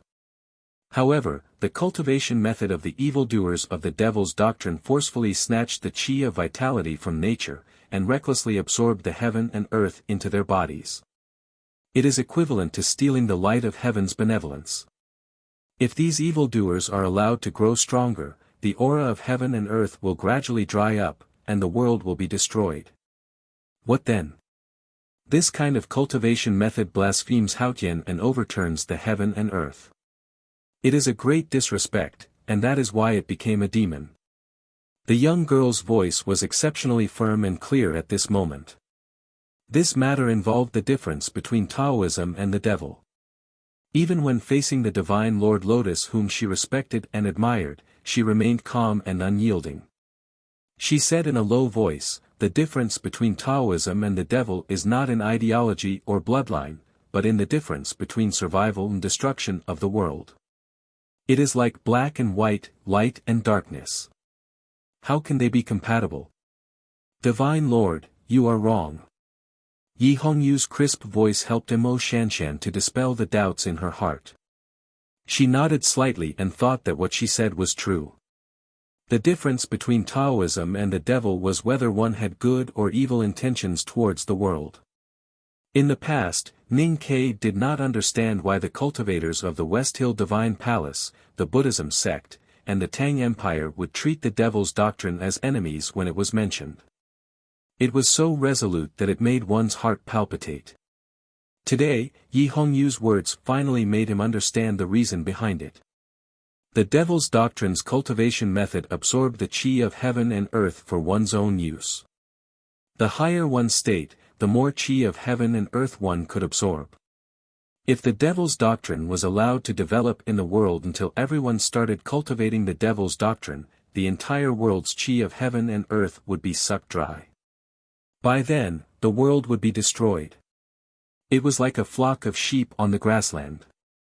If they ate all the grass on the grassland would become a desert and the sheep would naturally die.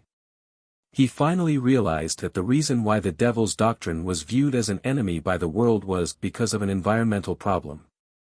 The Tao addict, the calligraphy addict, and the flower addict were the three addicts in the world.